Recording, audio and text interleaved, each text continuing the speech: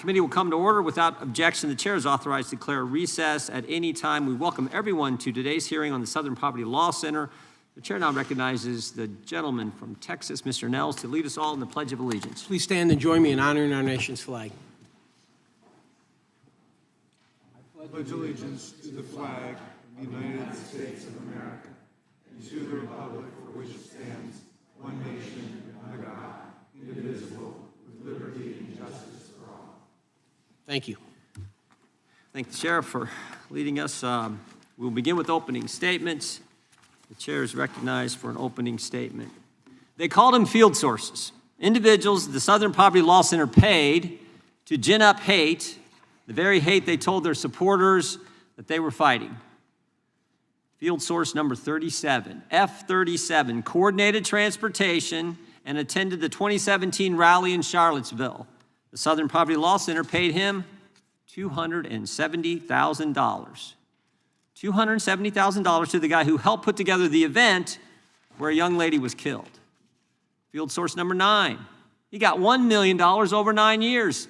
F unknown.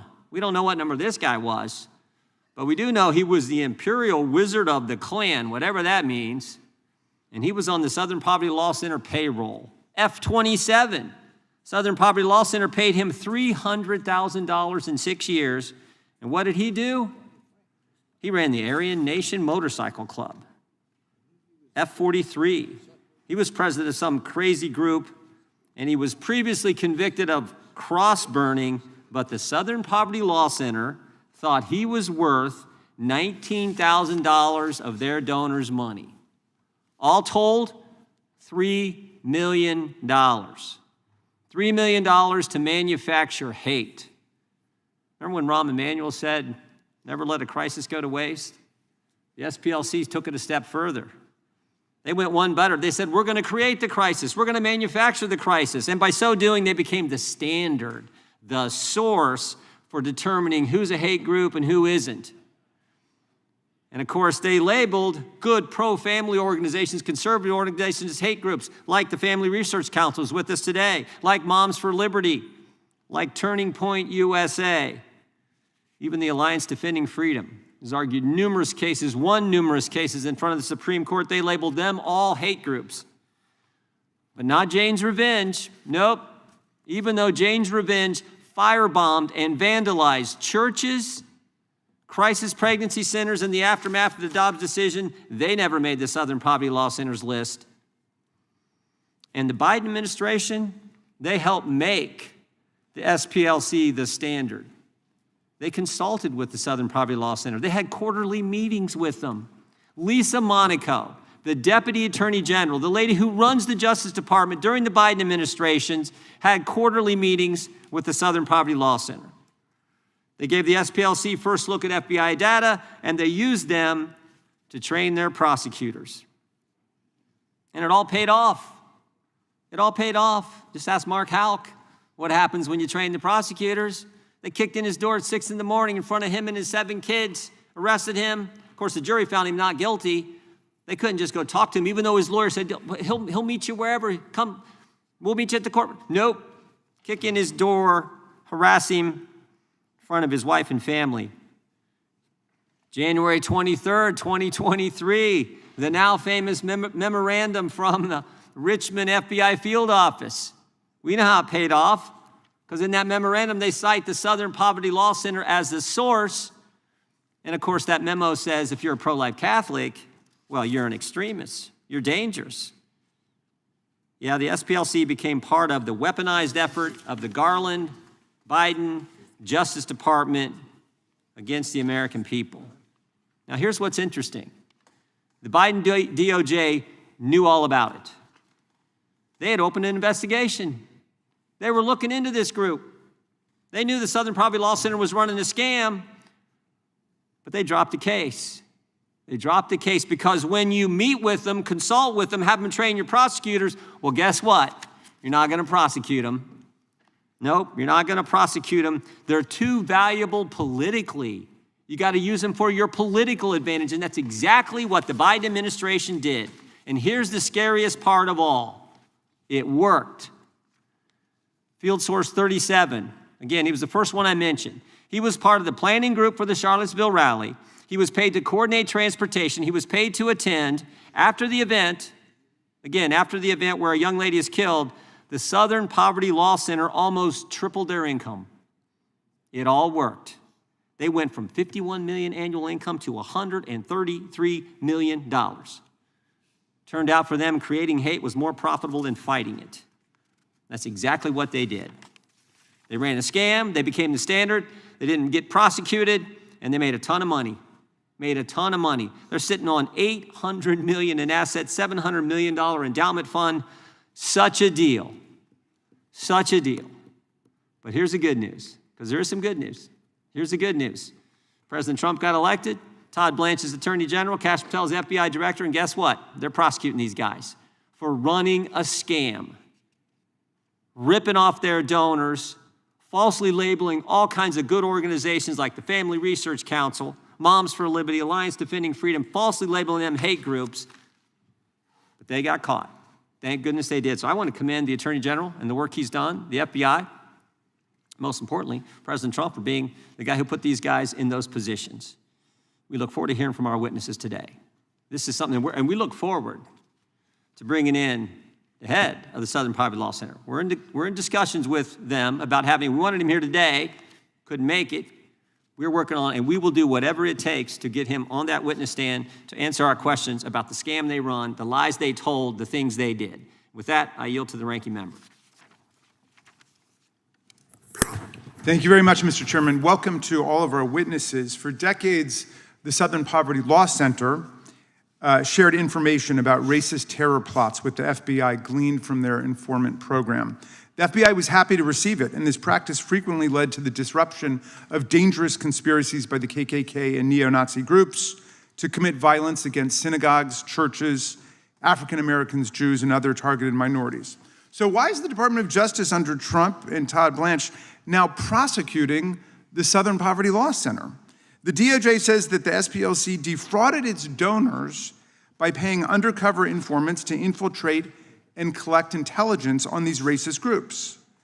But where are all the donors complaining about having been defrauded? Where is the evidence of the fraud?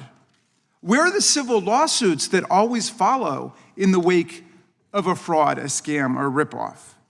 DOJ has offered no evidence that anyone was actually deceived or defrauded by this perfectly lawful, well-known, and accepted practice that the FBI itself approved for many years. Using informants and undercover agents was indeed the basis for the FBI's own efforts to investigate racist extremist groups when that was a priority, before the targets of the FBI became instead the perceived political foes of Donald Trump.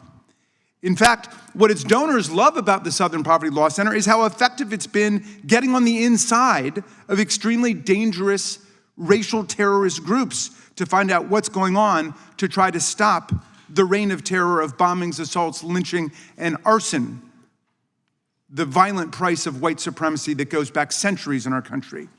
Why are there no civil fraud lawsuits? Why has no one sued the Southern Poverty Law Center? From my experience, as a former state assistant attorney general and a congressman who deals with constituents who get defrauded frequently, and now I'm the co-chair of the bipartisan Stop the Scams caucus, I can assure you that victims of fraud are usually enraged after a period of being embarrassed, and they come forward to complain and to sue the fraudsters. What does a real fraud case look like? How do the victims respond? Well, let's take this well-known, long-running fraud case called Trump University, which was shut down by the New York Attorney General's office when it determined that Trump University was systematically deceiving and ripping off its students and cheating them of a real education they paid for. Over 8,000 swindled students brought 3 different class action lawsuits that were certified by the courts against Trump. They tried for years to recover the lost tens or hundreds of thousands of dollars in tuition for a completely bogus education, and they finally won a massive settlement for $25 million. So that was more than 8,000 desperate young people who told their stories to the world. So far, to my knowledge, there's not a single donor to the Southern Poverty Law Center, who's come forward to say that he or she was defrauded, much less thousands of them. And they have many thousands of donors. Everybody can see what's happening with this outrageous, scandalous prosecution in Alabama, an outrageous, scandalous persecution here on Capitol Hill. If anyone has flipped sides to join the racist extremists, it's not the SPLC, it is the FBI itself. And if a fraud is being perpetrated on the public right now, it's not an SPLC fraud. SPLC's been an enemy of the Klan and neo-Nazi groups for more than a half century. It's been unswerving and steadfast, which is why their offices were bombed and why they get an unending stream of violent death threats, something which makes this prosecution and persecution all the more appalling. No, what we're witnessing is a Trump administration fraud on a vast and shocking scale. President Trump has coddled and cultivated the extreme right for as long as he's been in politics. After the infamous Unite the Right rally in Charlottesville in August of 2017, when neo-Nazis marched on a synagogue in the University of Virginia, chanting, "Jews will not replace us," when a homicidal extremist drove his car into peaceful counter-protesters and killed Heather Heyer, Trump could only bring himself to say that there were some very fine people on both sides. In 2020, when he was directly asked in a nationally televised presidential debate to condemn white supremacists, he told the Proud Boys to stand back and stand by, which they immediately adopted as their official motto and emblazoned on their t-shirts. In office, the Trump administration has dismantled the anti-domestic terror infrastructure at the FBI, at DOJ, at the Department of Homeland Security, constantly shifting resources away from monitoring racially motivated violent extremism into immigration enforcement. He's gutted the Civil Rights Division, which is charged with prosecuting hate crimes, defunded the Center for Prevention Programs and Partnerships, which had helped prevent more than 1,000 violent terror plots since 2020, and installed a 22-year-old with zero national security experience, except for Model United Nations, his junior year of college, to run what remains of our Terrorism Prevention Office. He's redirected the Civil Rights Division to focus on so-called anti-white discrimination instead of the actual hate crimes devastating communities across America. He fired the federal prosecutors and FBI agents who investigated and convicted the extremists who attacked the Capitol on January 6, 2021. And just this month, the Trump administration released a new national counterterror strategy that literally erases right-wing violent extremism from the record. The strategy identifies drug cartels, Islamist terror, and violent left-wing extremists as the nation's top threats, but makes no mention whatsoever of far-right extremism, white supremacist violence, or domestic neo-Nazi terror. This despite a decade of data from the Nonpartisan Center for Strategic and International Studies showing that right-wing extremists carried out 152 attacks in the United States and killed 112 Americans, compared with 35 attacks and 13 deaths attributed to left-wing extremists. Again, he just blames his enemies for what his side is doing. Trump's real relationship to the extreme right was on full display January 6, 2021, when the Proud Boys, Oath Keepers, and 3 Percenters, all in Roger Stone's sphere of influence, led the violent assault on the Capitol and our police force as Trump exhorted a crowd of thousands to go out and fight like hell, or you won't have a country anymore. That mob not only chanted, "Hang Mike Pence," referring to Donald Trump's then vice president, and tried to shut down the peaceful transfer of power for the first time in American history, but brutally assaulted our police, wounding, injuring, disfiguring, and disabling more than 150 officers, terminating many careers in the process. But what has President Trump done to support, praise, or even just thank the police officers who saved members of the House and Senate and his own vice president from the rampaging mob he had incited? Nothing. What's he done to help Sergeant Gonell, whose brutal injuries forced him to retire from the Capitol Force? Nothing. What's he done to help Officer Harry Dunn, who was taunted with racial slurs throughout the day on January 6th? Nothing. Officer Michael Fanone, who wasn't even on duty, but came down to join his brothers and sisters in the blue to defend our democracy and was nearly ripped to shreds by the mob and had a heart attack. What's he done for him and his family? Nothing. No, Trump praises the J6 criminals, calling them heroes, martyrs, patriots, even hostages. He pardoned and commuted the sentences of more than 1,500 of them on his first day in office. Both the violent felons who attacked our officers with Confederate battle flags, baseball bats, and steel pipes, and the organizers behind the scenes who were convicted of seditious conspiracy, the deliberate and coordinated effort to put down and overthrow the government of the United States. Trump wasn't interested in the specific criminal backgrounds of any of the criminals he pardoned, whether they were child abusers, armed robbers, or drug traffickers, nor was he interested in whether they'd shown any contrition or remorse for the worst mob attack on the Capitol and the police in the history of the capital city, nor was he interested in whether they paid off their fines or restitution for the millions of dollars in damages inflicted. He just pardoned them all en masse, overriding the pardon attorney in the DOJ and liberating his private militia from jail. Many of these pardoned convicts have already gone out to commit more crimes since Trump let them out.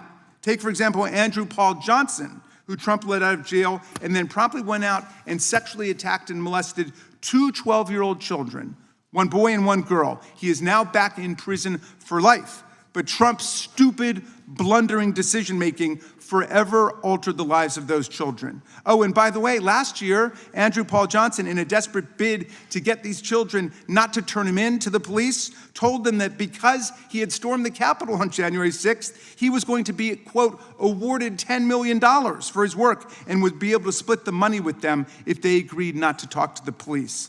Now that brings us to the real fraud underway this week.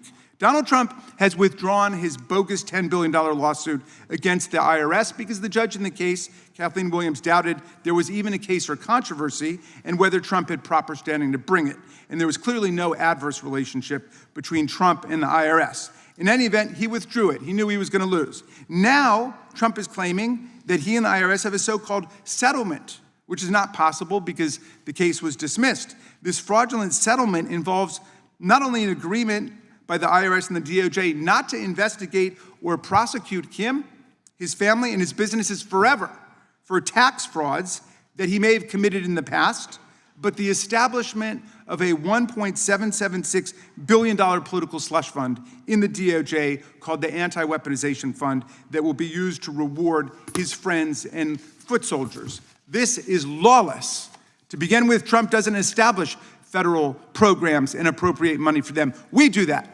That's the power of the purse, which belongs exclusively to Congress. We never set up this political slush fund to be run out of the DOJ, and we never would. We have a judicial system to hear authentic cases and controversies. Not a single J6er has had charges thrown out because of a false, malicious, or retaliatory prosecution. Not a single one has had their criminal conviction reversed on appeal because of a false, malicious, or retaliatory prosecution. The idea that they were falsely or maliciously prosecuted has not been found by a single judge, Republican, Democratic, or independent appointee. And this is a defamatory slur on law enforcement and the serious civil servants at the DOJ who've been under attack since this nightmare of MAGA weaponization began in January of last year. False, malicious, and retaliatory prosecutions are how Donald Trump and his DOJ operate, not real law enforcement, not real prosecutors. We would never set up a political slush fund to compensate the J6ers for their imaginary injuries because it's blatantly unconstitutional.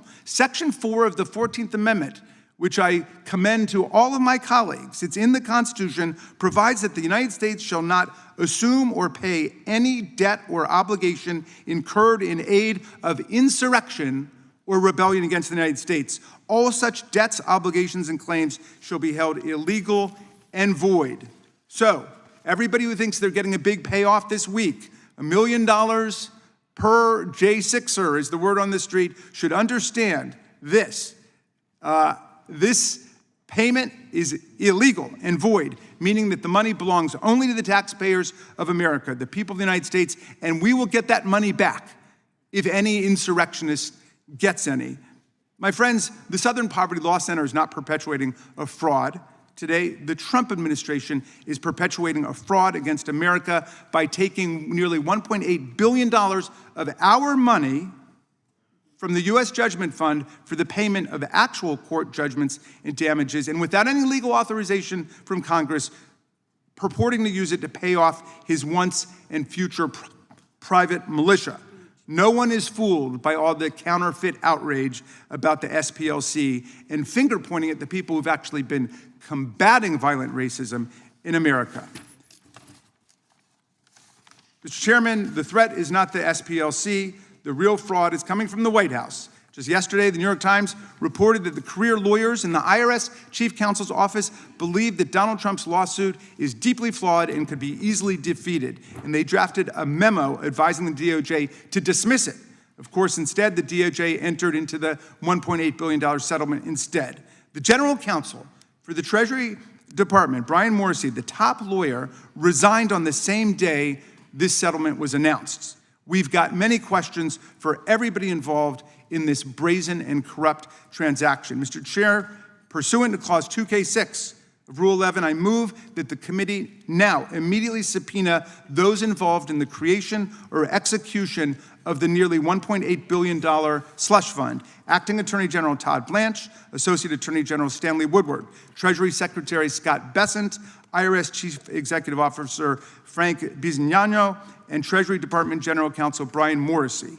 Mr. Blanche orchestrated this outrageous slush fund as part of the settlement with Donald Trump, which was also signed by Mr. Woodward, and Mr. Bessent will oversee the payout of these funds. Mr. Bisognano signed off on this settlement for the IRS, and Brian Morrissey remarkably resigned as this deal was being announced. These individuals all possess critical insights into Trump's self-dealing scheme with his own agencies to create this fund and reward his supporters and friends. So I move that they be subpoenaed right now.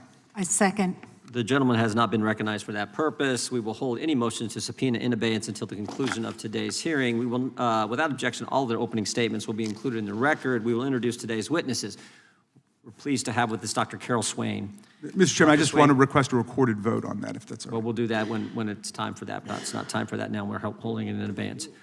Dr. Swain is the author and former professor of Princeton University and Vanderbilt University. She has served on various government commissions, including the National Endowment for the Humanities and the Tennessee Advisory Committee to the U.S. Civil Rights Commission. She graduated Phi Beta Kappa from Roanoke College and received a master's degree from Yale and her PhD from North Carolina. Mr. Tyler O'Neill is a senior editor at the Daily Signal, where his reporting focuses on nonprofit organizations. He previously was an editor at PJ Media and Fox News and is the author of 2 books. Mr. Tony Perkins is the president of the Family Research Council, a nonprofit organization that advocates for family-centered policies. He's an ordained minister and previously served as the chair and vice chair of the U.S. Commission on International Religious Freedom. Mr. Perkins has also previously served as a member of the Louisiana House of Representatives. And Ms. Maya Wiley is the president and CEO of the Leadership Conference on Civil and Human Rights. She previously served in the Civil Division of the U.S. Attorney's Office for the Southern District of New York and worked at the ACLU and the NAACP Legal Defense and Educational Fund. We welcome our today's witnesses and thank them for appearing today. And if you all please stand, we will begin by swearing you in. Raise your right hand. Do you swear or affirm under penalty of perjury that the testimony you're about to give is true and correct to the best of your knowledge, information, and belief, so help you God? Let the record reflect that the witnesses have answered in the affirmative. Thank you, and you can be seated. Please know that your written testimony will be entered into the record in its entirety. Accordingly, we ask that you summarize your testimony in 5 minutes, and we will start with Dr. Swain. Just make sure you hit the microphone there, hit that button, and try to stay as close to 5 as you can, although I won't cut you off right at 5. After all, we gave Mr. Raskin 15, so. Good morning, Chairman, Ranking Member, and distinguished members of the committee. Thank you for giving me the opportunity to testify today on this very important subject. I am Dr. Carol M. Swain, a former tenured professor of political science and law at Vanderbilt, and I was also tenured at Princeton. I am a woman who rose from rural poverty in Southwest Virginia, earned 5 degrees, and built a career as a scholar of race, politics, and representation. My 1993 book, Black Faces, Black Interests, won 3 national awards and was cited by the U.S. Supreme Court. Yet, starting in 2009, I became the target of a sustained smear campaign by the Southern Poverty Law Center, an organization once respected for fighting real hate, but which I believe has become a weapon against conservatives, Christians, and dissenting voices. In September 2009, I found myself in the SPLC's crosshairs after I published an article in the Huffington Post titled "Mission Creep and the Southern Poverty Law Center's Misguided Focus." I argued that the SPLC had drifted from its original mission of monitoring genuine hate groups, such as the KKK and the neo-Nazis, towards targeting mainstream conservatives, immigration reformers, and anyone challenging progressive ideas on race and immigration. I specifically criticized the SPLC's attacks on figures like Lou Dobbs and organizations like the Center for Immigration Studies. I concluded my article with the line, "Rather than monitoring hate groups, the Southern Poverty Law Center has become one." Within weeks of my article, the Southern Poverty Law Center retaliated. In October 2009, SPLC spokesman Mark Potok publicly labeled me as an apologist for white supremacists. This stemmed from my endorsement of a documentary film, A Conversation About Race, directed by Craig Bodecker, which I recommended for classroom use because it offered perspectives rarely heard on university campuses. This attack on me was not an isolated incident. The Southern Poverty Law Center has used guilt by association, cherry-picked quotes, and fabrications to damage and destroy reputations and organizations. There was long-term professional harm to me. Offers from other universities dried up. Speaking opportunities declined. I became kryptonite in certain academic and media circles. My experiences with the Southern Poverty Law Center exposed a powerful, tax-exempt organization with enormous influence over media, corporations, law enforcement, and government that can chill speech and academic freedom without any meaningful accountability. The Southern Poverty Law Center's tactics, the mission creep because it's lost sight of its original purpose, guilt by association, weaponized hate labels have broader consequences. They distort public discourse and equate policy disagreements with bigotry. They influence tech companies, public and private schools, and federal agencies in ways that marginalize conservative and religious voices. Their smear tactics undermine individuals and organizations that are fighting for the public good. I urge this committee to examine the Southern Poverty Law Center's practices, its financial operations, its influence on government partnerships, and the lack of transparency and accountability surrounding its hate group designation. Real civil rights work requires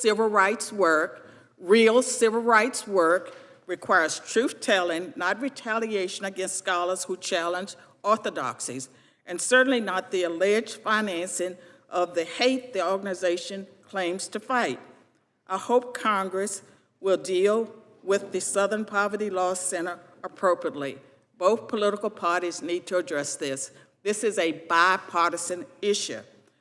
They should use all available means to hold this organization accountable, as you do, or as you proclaim to do with other organizations. Let's hold everyone to the same standard. Thank you for your time, and I will be ready to answer questions at the appropriate time. Thank you, Doctor. Mr. Perkins, you are now recognized for 5 minutes. Chairman Jordan, Ranking Member Raskin, members of the committee, thank you for the opportunity to testify. I'm Tony Perkins. I've served as the president of the Family Research Council here in Washington since 2003. Americans once associated Southern Poverty Law Center with fighting the Ku Klux Klan during the civil rights era. That reputation gave the SPLC enormous moral credibility. But in November of 2010, SPLC shifted its focus beyond violent groups and began targeting Christian organizations opposing efforts to redefine marriage and human sexuality. Family Research Council was among the most prominent of that first wave. In August of 2012, FRC joined Governor Mike Huckabee in supporting Chick-fil-A Appreciation Day after the company was boycotted because its leadership publicly affirmed traditional marriage. 2 weeks later, on August 15th, LGBT activist Floyd Perkins entered FRC headquarters carrying a 9mm pistol, 50 rounds of ammunition, and 15 Chick-fil-A sandwiches. According to his later confession, his intent was to kill as many as possible and stuff the sandwiches into our mouths.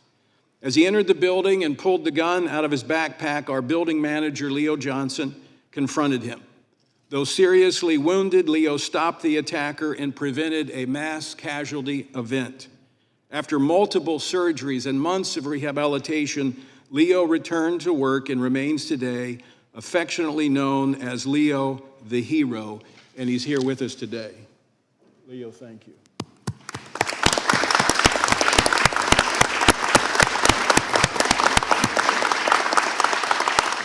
The following day, investigators confirmed Perkins confessed to selecting FRC because of SPLC's website and hate map.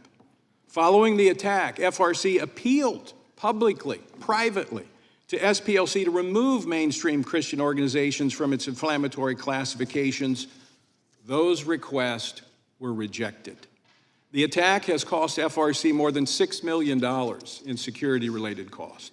But the costs extend way beyond one act of violence. SPLC's intelligence project and associated labels became deeply influential on banks, payment processors, and technology companies increasingly relied on SPLC classifications to decide which organizations could maintain accounts, process transactions, and operate online. Around 2016, the SPLC began pressuring financial corporations and technology companies to deplatform and defund organizations that it labeled extremist. Then came Charlottesville. According to the recent federal indictment, a member of the online leadership that planned Unite the Right rally at the direction of the SPLC and helped coordinate transportation for attendees was bankrolled by SPLC. Charlottesville, don't miss this, Charlottesville was a catalytic event for SPLC, as major corporations like Apple, JP Morgan Chase aligned with SPLC, contributing millions of dollars. Shortly afterwards, the coalition known as Change the Terms was formed, led by SPLC and the Center for American Progress, establishing standards that would encourage companies to deny digital access and financial infrastructure to organizations that SPLC labeled. The timeline of Change the Terms closely parallels the acceleration of the efforts to debank and deplatform conservatives. FRC experienced this from Truist Financial, BB&T, Fidelity Investments, GuideStar, Mobile Calls, and other technology-related companies. And SPLC officials openly acknowledged this strategy before Congress. In January of 2020, SPLC official Lakeisha Brooks stated this, quote, "We have lobbied internet companies one by one. A key part of this strategy has been to target these organizations' funding." Brooks continued to describe the coordinated effort to pressure technology companies and financial institutions to restrict access for organizations SPLC opposed. This committee, the issue before this committee, is larger than SPLC fraud. SPLC was the hub, but there are many spokes that made up this wheel designed to crush Christians and conservatives. The congressional inquiry should not stop with SPLC. In America, citizens should not lose banking services, digital platforms, public credibility, and a sense of safety because they believe in biblical marriage and sexuality. When government-related or regulated institutions can apply ideological labels in a coordinated fashion to silence, isolate, and financially cripple opponents, we have political targeting by proxy, and freedom is at risk. Thank you, Mr. Perkins, for that testimony. Leo the Hero, thank you for your courage. We'll now go to Mr. O'Neill. Chairman Jordan, Ranking Member Raskin, members of the committee, I'm honored to testify before you today. I will argue that the Southern Poverty Law Center does not merely track hate. It systematically inflates it, profits from it, and, according to a federal indictment, may even have helped create it. The first thing to know about the SPLC is that it has nothing to do with poverty. The Poverty Palace has an endowment, has assets of $822 million. That's more than 3 times the assets of the National YMCA and almost twice the sum of Planned Parenthood. That's why former employees have suggested mocking mottos for the SPLC, such as making hate pay. How did the SPLC become so wealthy? Co-founder Morris Dees set up a lucrative fundraising engine by suing the Ku Klux Klan into bankruptcy. When the SPLC ran out of grand dragons to slay, the center needed to find more hate to justify the fundraising. It has a financial incentive to juice the numbers. The SPLC began to publish a hate map that plots mainstream conservative and Christian groups alongside Klan chapters. The map includes Moms for Liberty, PragerU, Turning Point USA, and even Focus on the Family. The SPLC says the map reveals the infrastructure upholding white supremacy. This hate map kills 2 birds with 1 stone. It silences conservative dissent from the left's and the SPLC's agenda, and it exaggerates hate to keep the money flowing. The map also includes groups that barely exist, like a Confederate memorabilia shop and a convent. In 2023, I analyzed the map and found that it exaggerated hate by at least 267%. By including mainstream conservatives, double-counting groups, and mentioning defunct organizations. Given this track record, is it really so far-fetched to think the SPLC might be propping up some of the very white supremacist groups it claims it exists to oppose? A federal grand jury indicted the SPLC on fraud charges because it had funneled $3 million to members of the Klan. The SPLC didn't deny the payments, but said it was funding informants who had tipped the center off to violent threats before they happened. But that's not what allegedly happened in Charlottesville in 2017. According to the indictment, the SPLC paid an organizer and directed this person's racist postings. The indictment suggests the SPLC's involvement made Charlottesville larger than it otherwise would have been. After Charlottesville, the SPLC's annual fundraising doubled. Social media companies volunteered to start silencing hate groups. CNN plastered the hate map on its website. Charlottesville was a payday for the SPLC. And this so-called informant may have been the SPLC's most cunning investment. Of course, if it became known that the SPLC had paid a Charlottesville organizer, that would be a massive scandal.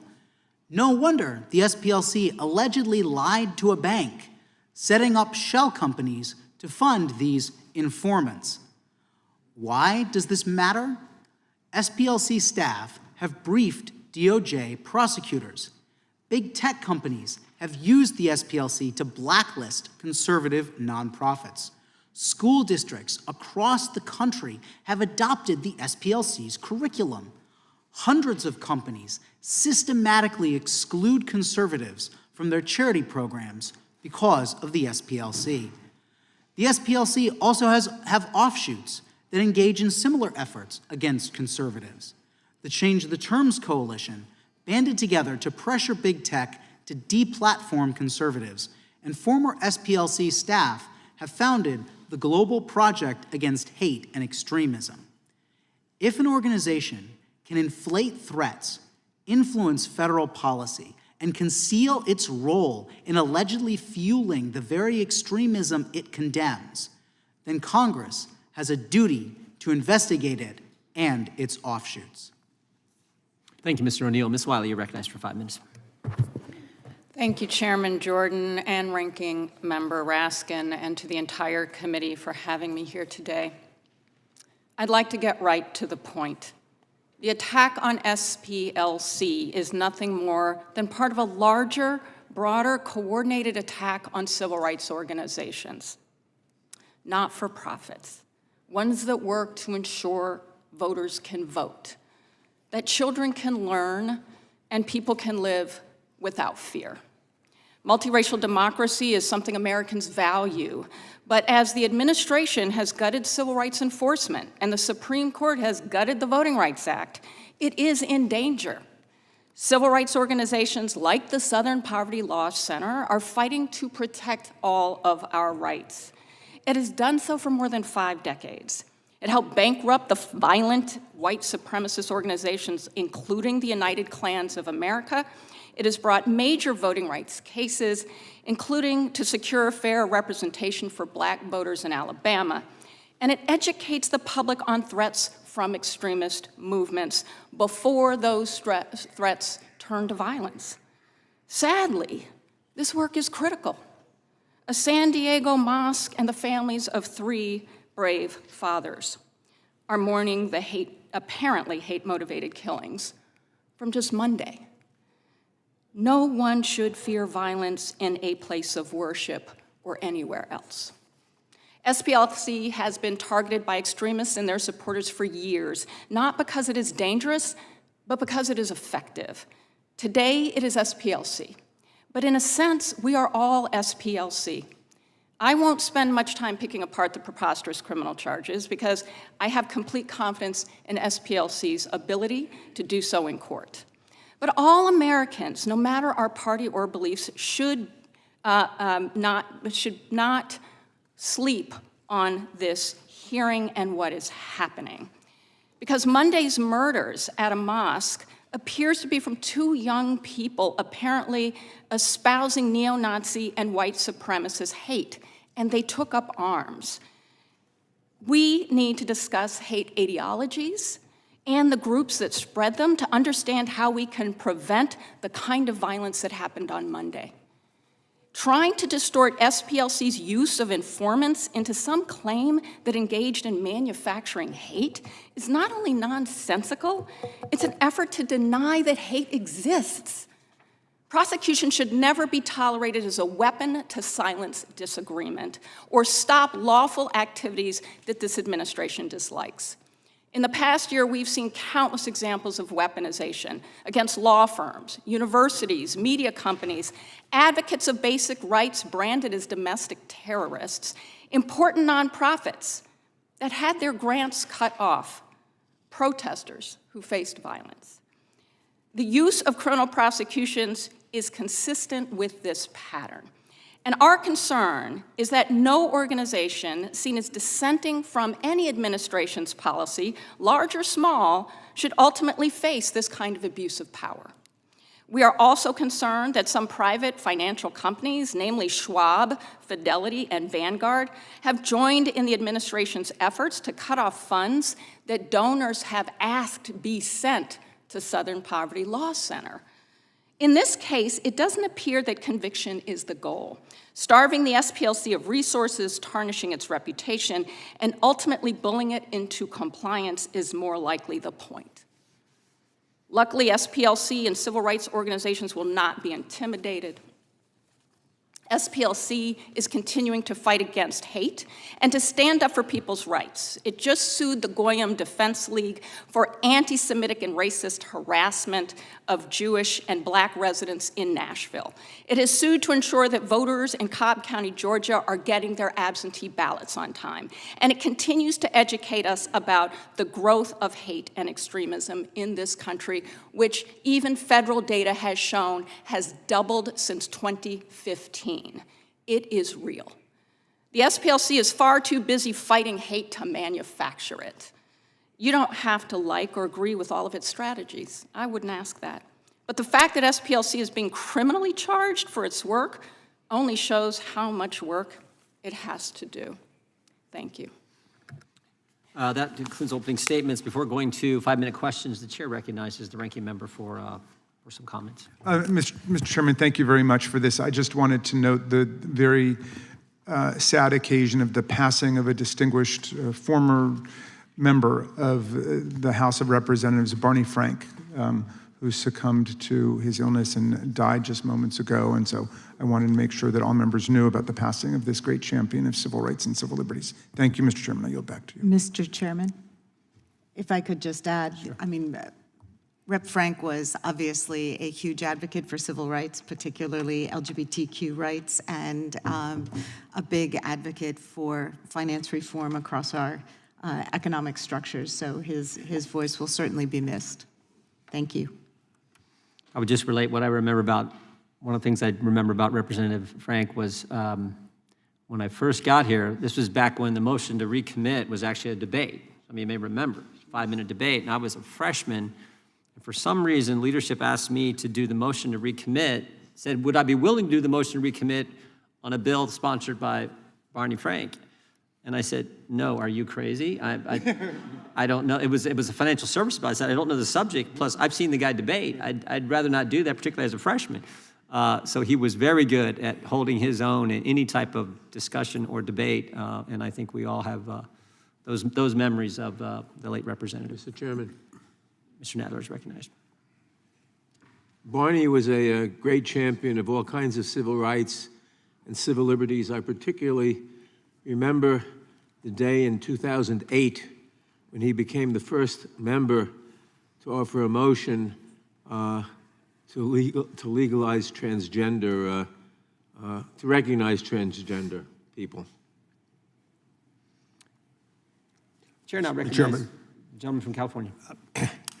At the risk of piling on, we all have, that served with Barney, have some fond memories. I'll just close out mine by saying, from the time I was a freshman, he was very good at coming up to me and saying, Darrell, now you're probably not going to be for this, but you should be. Or some similar ones. And on occasions, it was true. And that was the thing about an incredibly smart, if you will, happy warrior at times. He wasn't always happy, but when he was, and on this committee where I served with him, he was happiest when there was real debate, when he could use his wit to either change minds or at least embarrass those who had come half prepared. So yes, he will be missed, and I thank the gentleman. We now move to 5-minute question. The gentleman from Arizona is recognized for 5 minutes. Thank you, Mr. Chairman. And Ms. Wiley, the SPLC labeled a brilliant black conservative, the woman sitting to your left, Dr. Carol Swain, a, quote, apologist for white supremacists, close quote, simply for daring to disagree with them. Do you personally think Dr. Swain is a racist? I don't know Dr. Swain. What I will say is what's important about the Southern Poverty Law Center's I'm asking work you. is that it identify where and how we have problems. I'm asking you, you're choosing not to answer. Okay, you don't know her? Have you read any of her writings? I have not. Okay, so Dr. Swain, what was the impact of SPLC's radical, unnecessary attack on you? What was the result of that? It actually set in motion a series of events that led to my return in 2017. Now, there are more things that happened, but once the Southern Poverty Law Center labels a black conservative as an apologist for white supremacists, then people don't know how to process that. But I can tell you that James Taranto of the Wall Street Journal wrote a 2,000-word article in defense of Carol Swain. That's the title of the article, In Defense of Carol Swain. That helped a lot, but I think that it hurt the Southern Poverty Law Center as well, because people knew that if they went after the author of a book on white nationalism, I published with Cambridge Press in 2002 a book, The New White Nationalism in America is Challenged Integration. They went after me, and so I was... You were a tenured professor, Yes. Vanderbilt and Princeton, Yes. and it impacted your career. It definitely impacted my career. Thank you for that information. So let's just cut to the chase here. SPLC is closing on an $800 million nest egg. I happen to have their 990 employees and how much they get paid. The president CEO from this filing from 2024, $466,000 is the base salary. Total with perks, $522,000, and you go on down the list. And when the list closed for me, I didn't see anybody making less than $285,000 per year from them. And there's a reason that Charity Watch gives SPLC an F as a charity. The organization's recent federal indictment for wire fraud alleged that it secretly took some of that money, through over $3 million in donor funds, to informants tied to extremist groups like the KKK, Aryan Nations. And it only confirms what mass resistance has warned about for years, that the SPLC was never fighting hate, was manufacturing it to justify existence. Mr. O'Neill was talking about Eisen, who actually was one of the founders, who was attacking the KKK, and then actually had to shift when they put them out of business because they needed money. And so then it became this mission to attack people and falsely label them and basically gin up the basic money machine that they were doing. And I want to ask you, Mr. Perkins,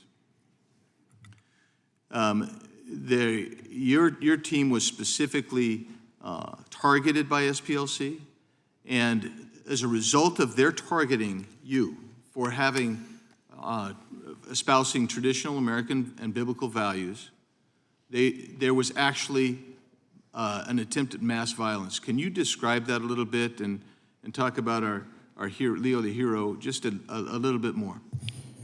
The gunman, who's now serving prison for domestic terrorism, came into the building with a gun.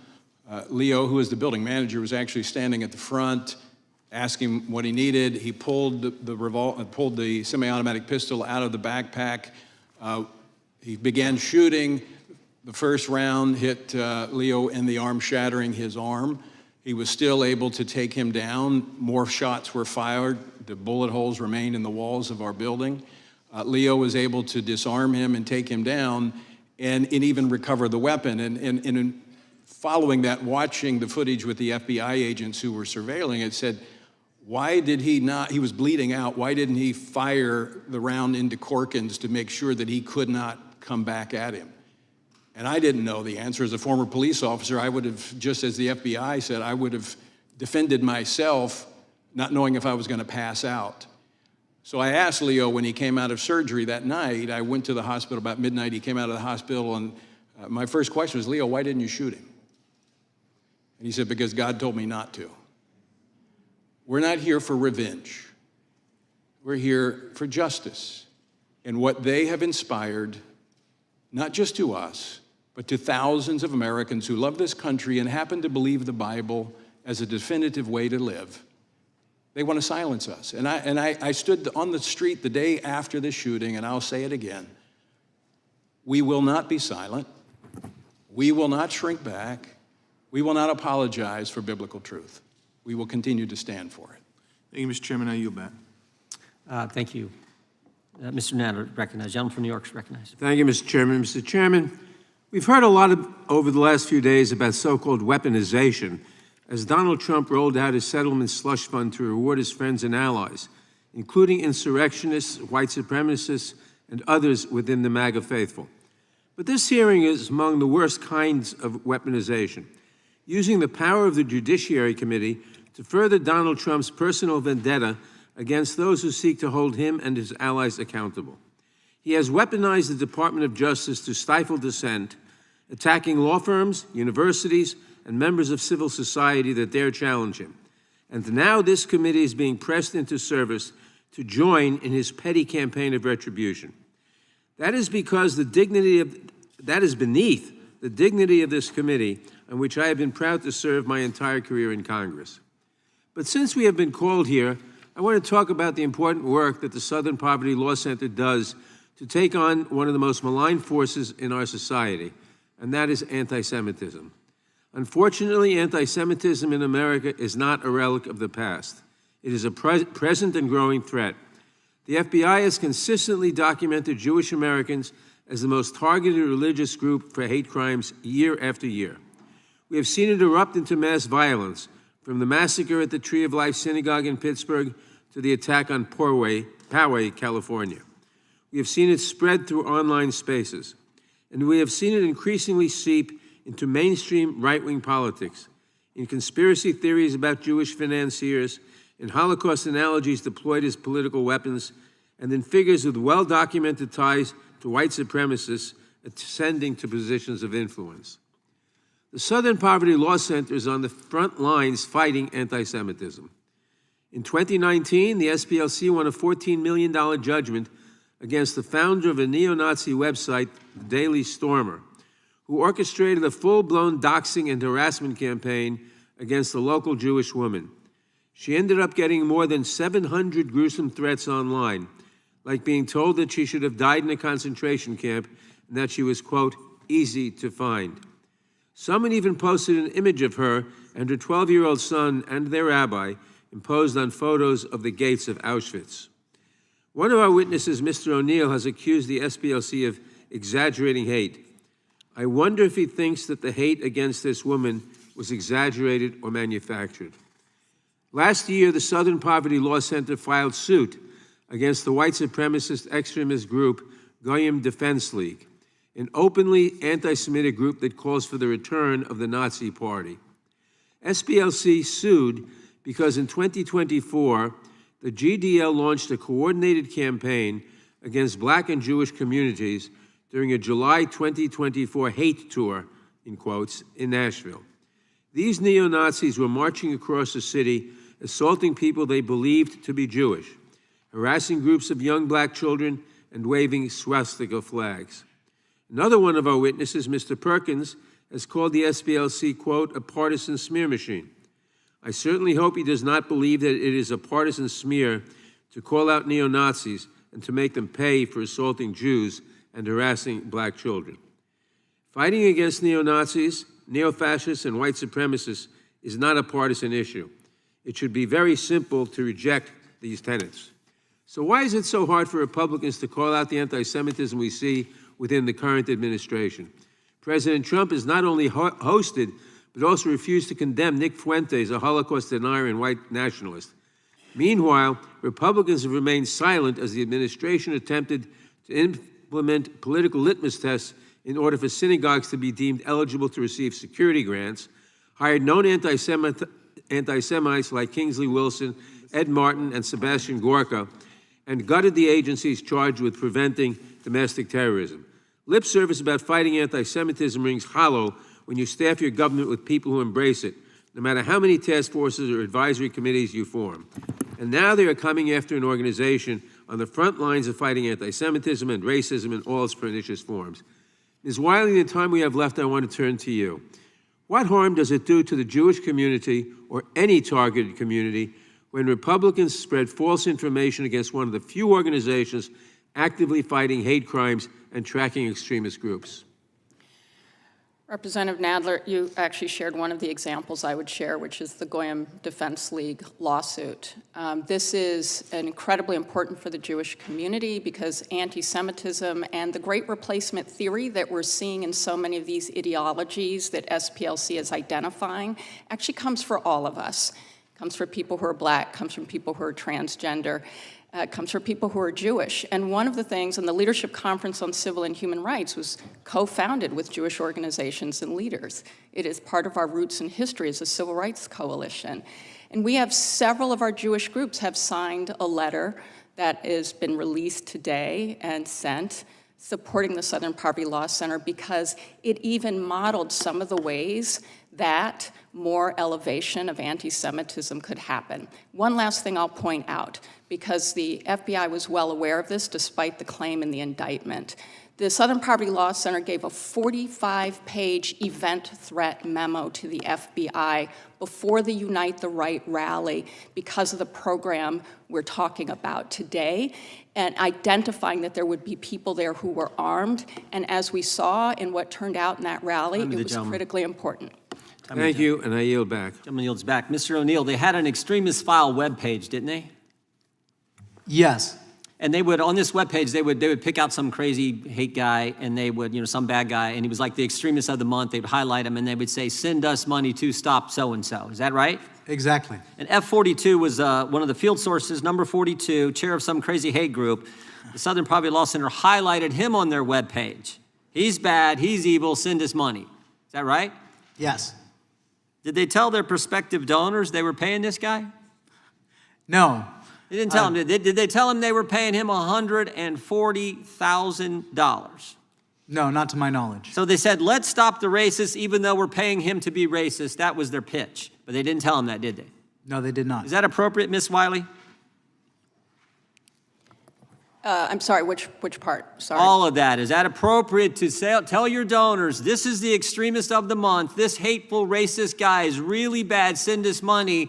But not tell those donors who you're taking their money from that we're paying this guy $140,000. Is that appropriate? Well, we have public reporting that over a dozen donors actually said that they simple spent question. the money Field as intended. Source 42 got $140,000 from the Southern Poverty Law Center, was featured on their webpage as extremist of the year or month or whatever they call these bad guys, and they were paying him and they were gating money. Is that appropriate? Simple question. And donors have supported it, and they keep trying to send So more it is money appropriate. to the Southern Poverty Law No. Center. Is that technique appropriate? That's what I'm asking. That is not unlawful to say that people have done I didn't X, ask if Y, it was or lawful or Z. unlawful. As you said earlier in your testimony, the court's going to determine that when they go to when they go to trial. What I'm asking you, is it appropriate? As I said, the donors have spoken. And in fact, they're trying to send more money now, and their financial institutions refusing to send the money. Is the Alliance Defending Freedom, is that a hate group? I don't know. I don't do designations. Well, they've argued 16 cases before the Supreme Court, won 16 cases before the Supreme Court. They stand for traditional values. Southern Poverty Law Center labeled them a hate group. Are they a hate group? I don't know them, and I don't work on the designations. Well, here's one thing. I'm here to talk about let me the ask you impact this. on Is civil Jane's rights. Revenge, is that a hate group? Because the ADF, they didn't firebomb anybody, but Jane's Revenge did. ADF is labeled a hate group. Jane's Revenge isn't. I want to know how you would label it. I'm not here as a person who designates groups. I'm here to talk about the impact on civil rights. Okay. Mr. O'Neill, you think any of these field sources were double dipping? I mean, during the Biden, Ray, Garland administration, the Justice Department paid a bunch of confidential human sources, a bunch of them. We know a bunch of them were at the Capitol on January 6th. 4 went in the Capitol. And I'm just wondering if the same entity, the Justice Department under President Biden, paying these confidential human sources, who was working with the Southern Poverty Law Center, having quarterly meetings with them, consulting with them, giving them FBI data before anyone else could see it, having them train their prosecutors. I'm just wondering, do you think it was out of the realm of possibility that the Justice Department was paying the same sources the SPLC was paying? I don't think it's out of the realm of possibility. I have no information or knowledge that they were double dipping. I would say that Stephen J. Ross, who is author of The Secret War Against Hate, which is about the history of informants that Jewish groups had placed in some of these violent groups back, decades and decades before the SPLC ever existed. He said that neither the ADL nor the American Jewish Committee nor the Anti-Nazi League did anything like highlighting informants online as in extremist profiles while also funding them. Yeah. Last question will come to you, Mr. Perkins. In your opening statement, you talked about how it was just worse than the SPLC because how they've put themselves out there or become the standard, help from the government, I think, in becoming the source or the standard on evaluating and determining what groups are hate groups, what groups aren't. But it's bigger and broader. It has things. But I think the real thing here is how closely they worked with the government to carry out what they were trying to do. And the reason the Biden administration embraced them, I think, so fully was politics, simple politics. You agree? Well, there are members of this committee that were endorsed by SPLC. They had a C4 was involved in elections, so they were not just an umpire. They were a player on the field as well. So how can they be objective in determining who is a purveyor of hate and who is not? I mean, they had a stake in this. But to your point about their engagement with government, it goes much further than the federal government and the FBI and the Department of Justice and the Department of Defense, which their material was in briefing to the members of the military. But they also continue to have their Learning for Justice, which is about 500,000 educators across America, and bulletins to local law enforcement. And I happen to know because the agency I was with, the sheriff called me and said, hey, we got a bulletin that says you're a part of a hate group. Yep. And he was laughing. Yep. But that is the reach that they've had. This is the hub. They're the hub, but they're spokes that go out and... No, I think that's an appropriate metaphor. My time has expired. With that, I recognize the gentleman from Georgia. Thank you, Mr. Chairman. Mr. O'Neill, have you ever heard the name Michael Donald? I have, yes. I'm very familiar with the case. How about you, Mr. Perkins? You don't know? You've never heard of him? How about you, Dr. Swain? You've never heard of Michael Donald before? You can cut your mic on. I'm not sure, but maybe if you give a little Well, more he information. was the 19-year-old African-American black boy down in Mobile, Alabama. He's the son of Beulah May and David Donald, the youngest of 6 children. He was in community college at the time while working part-time for a local newspaper. And on March 21st of 1981, he was lynched. You've never heard of that before? No, I have not. Well, then you I did don't not recall know that. then that the SPLC was responsible for filing a lawsuit against the United Klans of America, whose members were responsible for lynching Michael Donald. You did not know that the SPLC had sued along with Beulah May Donald I have and received or obtained a judgment that ran the United Klans of America out of business. You weren't aware of that? I was totally aware of it. In fact, I used Okay, well, let me data ask you this from then. Let me ask you this. If you were aware of that, you know that they have been effective since then in running a number of Ku Klux Klan organizations out of business through lawsuits, correct? In my You're aware of it, Mr. O'Neill, aren't you? Yes, I'm actually very aware of that case because the SPLC edged out Beulah May Donald, who wanted to make a video about it. Well, I didn't get to respond. Hold on now. You've said that Charlottesville was a catalytic moment or a fundraising moment, both of you all have said, for the Southern Poverty Law Center. You're aware of the fact that the Southern Poverty Law Center actually forwarded to the FBI information about Charlottesville before it even happened, before Donald Trump said that the Ku Klux Klansmen down there and the anti-Jewish folks, anti-Semites, were good people. You were aware of the fact that SPLC provided information to the FBI about that. Isn't that correct, Ms. Wiley? That is correct. And they have been very effective at suing organizations, anti-Semitism, anti-racism. They have been a thorn in the side of the racist, who I'm sure sat up in their graves. Robert E. Lee, Nathan Bedford Forrest, the former Confederate general, founder of the Ku Klux Klan, and others, Stonewall Jackson. I'm sure that they stood up in their graves and saluted when Trump was elected and when he took office, because on the first day, he eliminated all federal efforts to remedy the impact of slavery and racism in America. They call it DEI, diversity, equity, and inclusion. Trump has tried to stop that, and the United States Supreme Court has gone along with him in ending enforcement of or the ability to enforce the Voting Rights Act, which is one of the ways that you, Dr. Swain, were able to get the right to vote. I don't understand it, May I Ms. Wiley. respond? Can you tell me why it is that folks today are claiming that we have no racism in America and the only extremism we have is through left-wing groups like the SPLC, and they're targeting the SPLC? Can you tell us why? We've just seen an outright attack on all the gains of the civil rights movement for the past 60 years.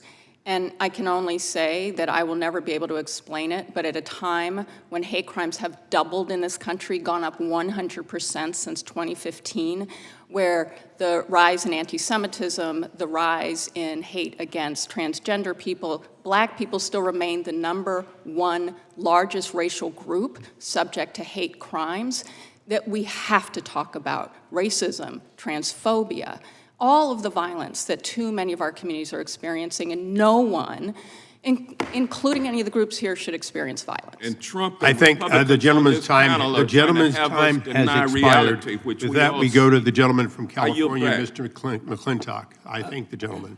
Thank you, Mr. Chairman. Eric Hoffer famously observed that every great cause becomes a movement, that becomes a business, that becomes a racket. And I think that sums up precisely the matter before us today. SPLC is a private organization. They have a right to speak and influence the public policy discussion. No one questions that. What they do to malign innocent groups like Turning Point USA and Family Research Council and others is despicable and hateful, but that's freedom of speech. But freedom of speech does not include the right to defraud donors. It does not include the right to commit bank fraud. Those are the allegations in the grand jury indictment. We've got a legal system that I trust will sort those charges out. And it also doesn't include the right to slander, and we have good laws and civil courts to hold them accountable for defamation. So that leaves two legislative concerns. First is this: the civil rights movement, of which SPLC was once a part, had made great progress in uniting our country and marginalizing racist ideology and dramatically reducing racial strife between the 1950s and the 1990s. But over the past several decades, that progress seems to have reversed. In recent years, we've watched our country torn apart by growing racial strife. And the allegation at the heart of this matter is that the SPLC was covertly fanning these flames for their own financial gain. A significant flashpoint, of course, was the Charlottesville riots, which had fatal results. And I do need to call out the ranking member for deliberately perpetuating the Democrats' dishonest claim that Donald Trump praised the Nazis at Charlottesville when he said there were, quote, very fine people on both sides. What the ranking member knows but chose to leave out is that Trump then said, I'm not talking about the neo-Nazis and the white nationalists because they should be condemned totally, unquote. Ranking member knows this, and the fact that he perpetuated that today speaks for itself. Mr. Chairman, I Now ask we that have the the gentleman's I do words not be yield. taken down. The gentleman will suspend. For what purpose does the gentleman interrupt? I ask that the gentleman's words be taken down. Which words does the gentleman object Which to? words are you referring to? Well, he mentioned twice that the ranking member misled, deceived, and lied to this committee. The gentleman, I didn't use the word deceive. I didn't use the word lie. He has the impugned the gentleman, motives. would both gentlemen please suspend? Would the recording clerk read back verbatim that passage is being referred to? Both times. There's only one chair here. I'll take just one of them. It'll be fine. I think we need The gentleman will both of them. suspend. To put it in context, Mr. Chairman, we got to have both The utterings. gentleman will suspend.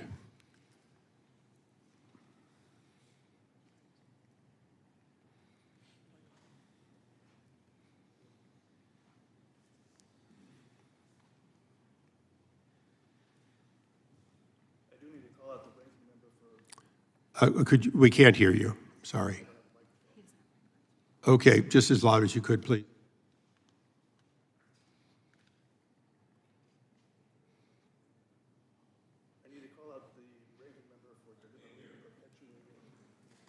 I need to call out. Go ahead. For Deliberately perpetuating the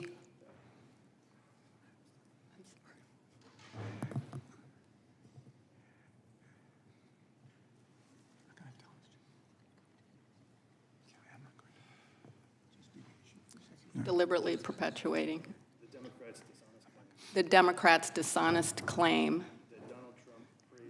that Donald Trump praised the neo-Nazis. Thank you. Charlottesville. Thank you. Is that the passage or one of the two times that you're referring to? That's the first passage. Excellent. Just one moment then, please.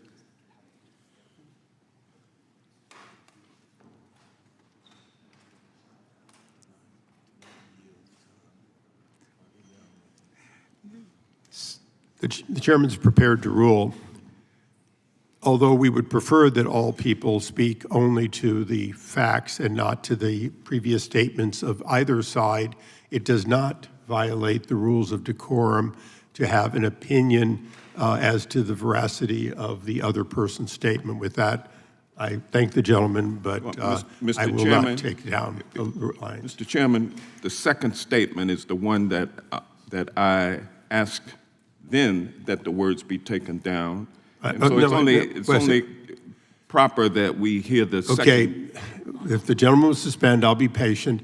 Could you please read the second one and tell me, is there a difference?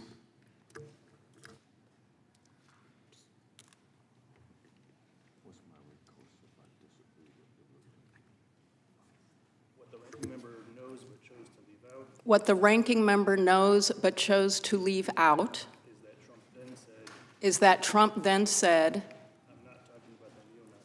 I'm not talking about the neo-Nazis or white nationalists because they should be condemned totally.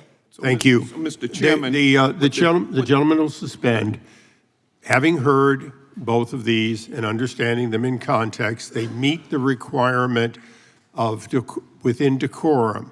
Again, the chair would caution individuals whenever possible to refer to the specifics and not to the testimony or the statements of either side. However, in context, it was not a violation for which the words may be taken down. And with that, the gentleman from California may continue. Mr. Chairman, It is the gentleman from, parliamentary inquiry. it is the gentleman's time. I will hear your parliamentary question after the conclusion of his Point of time. order, Mr. Please. Chair. The gentleman Point will of order, continue. Mr. Chairman. Point of order. The gentleman will state his point of order. Is it within the rules? That is not how you state a point of order. State your point of order. My point of order is it's incorrect for the chair of the committee to not hear argument on a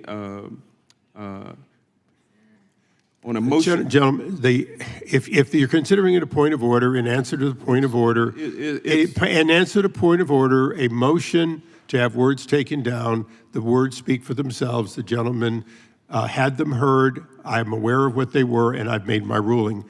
The gentleman, I thank him for his point of order.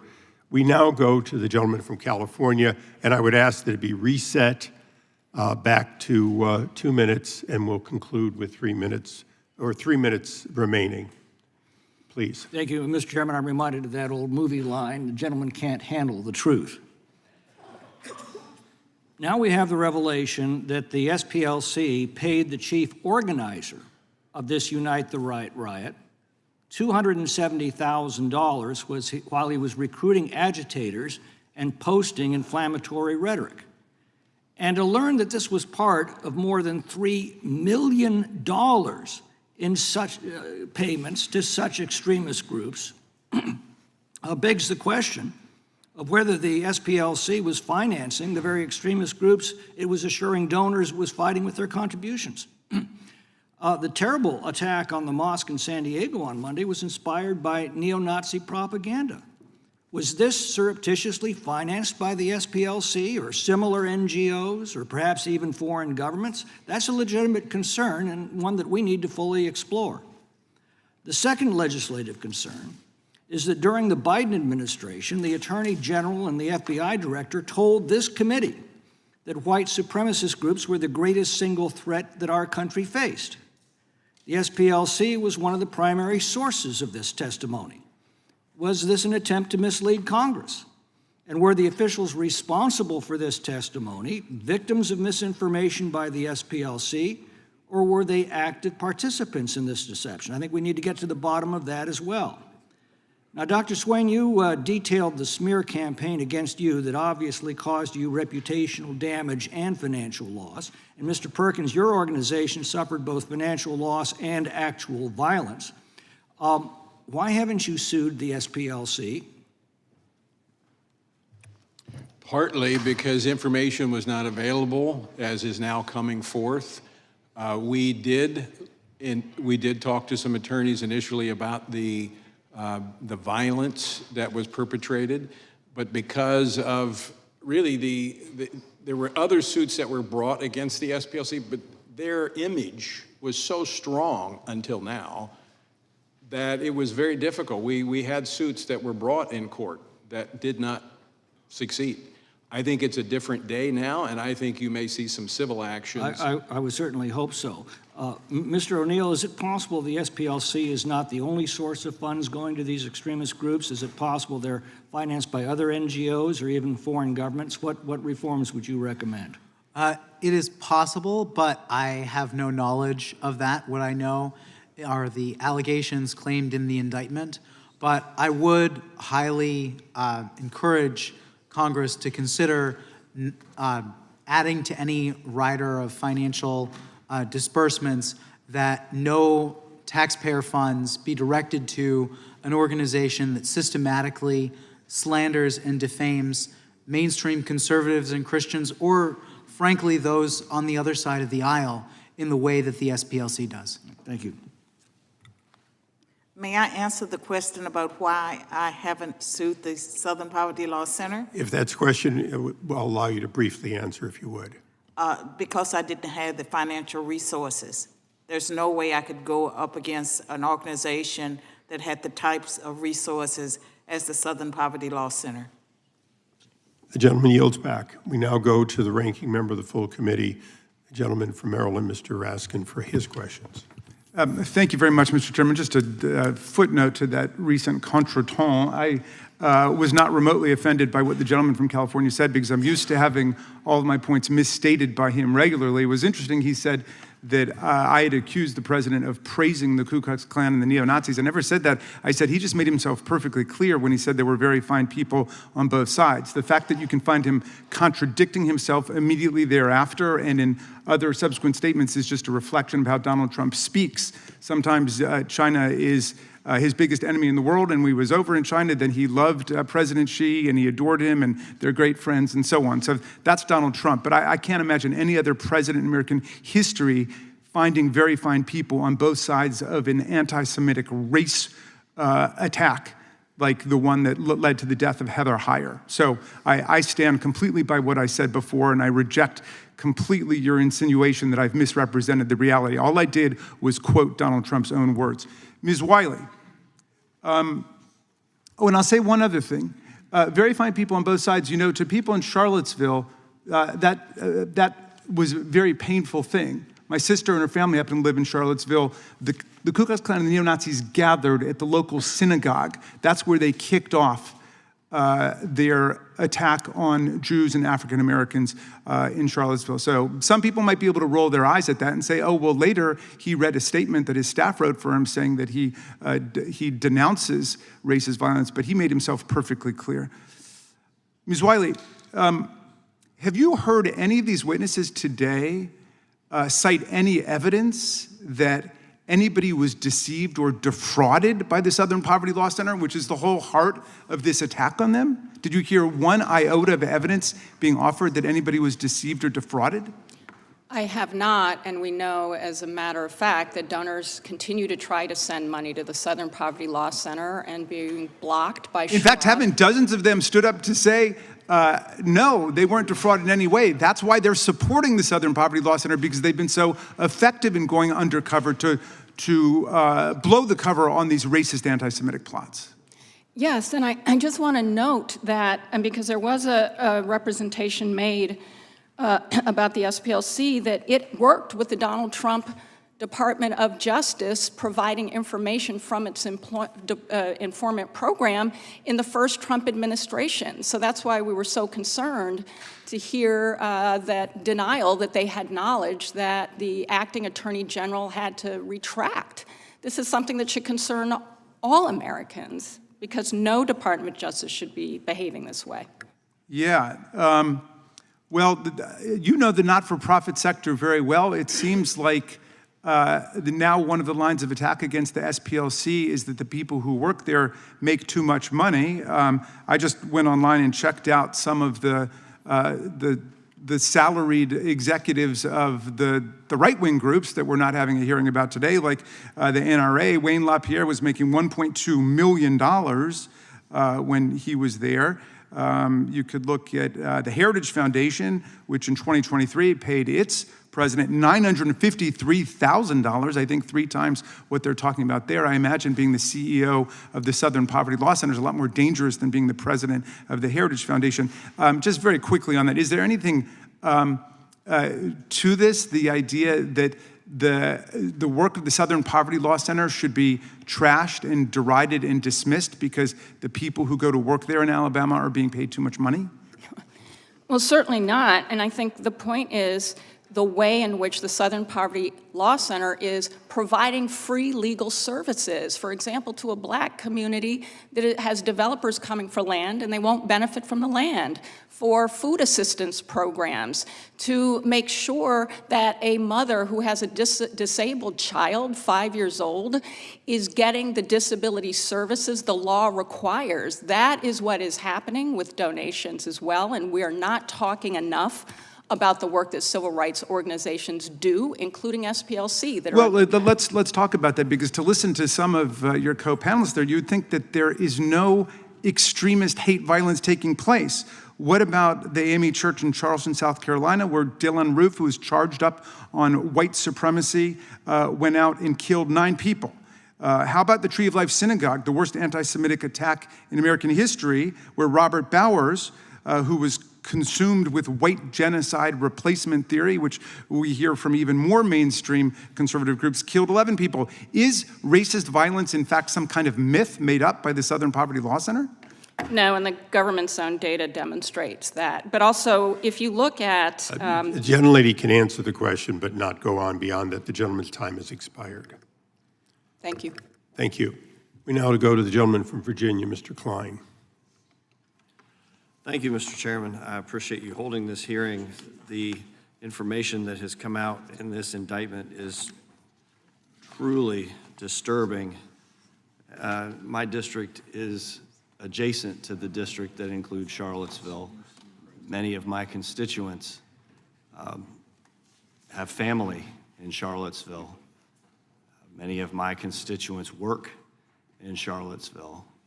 And to see that, let me ask you, Mr. O'Neill, the SPLC explicitly stated that they sought donations under the auspices that donor money would be used to help dismantle violent extremist groups by funding F37, who was a member of the online leadership chat group that planned the 2017 Unite the Right event in Charlottesville and attended the event at the direction of the SPLC. Is that helping to dismantle these organizations? No. I would say the SPLC in subsequent filings did mention 2 cases where they claim information from these informants, these field sources, led to federal prosecutions. So I think that is important context to add. Thank you.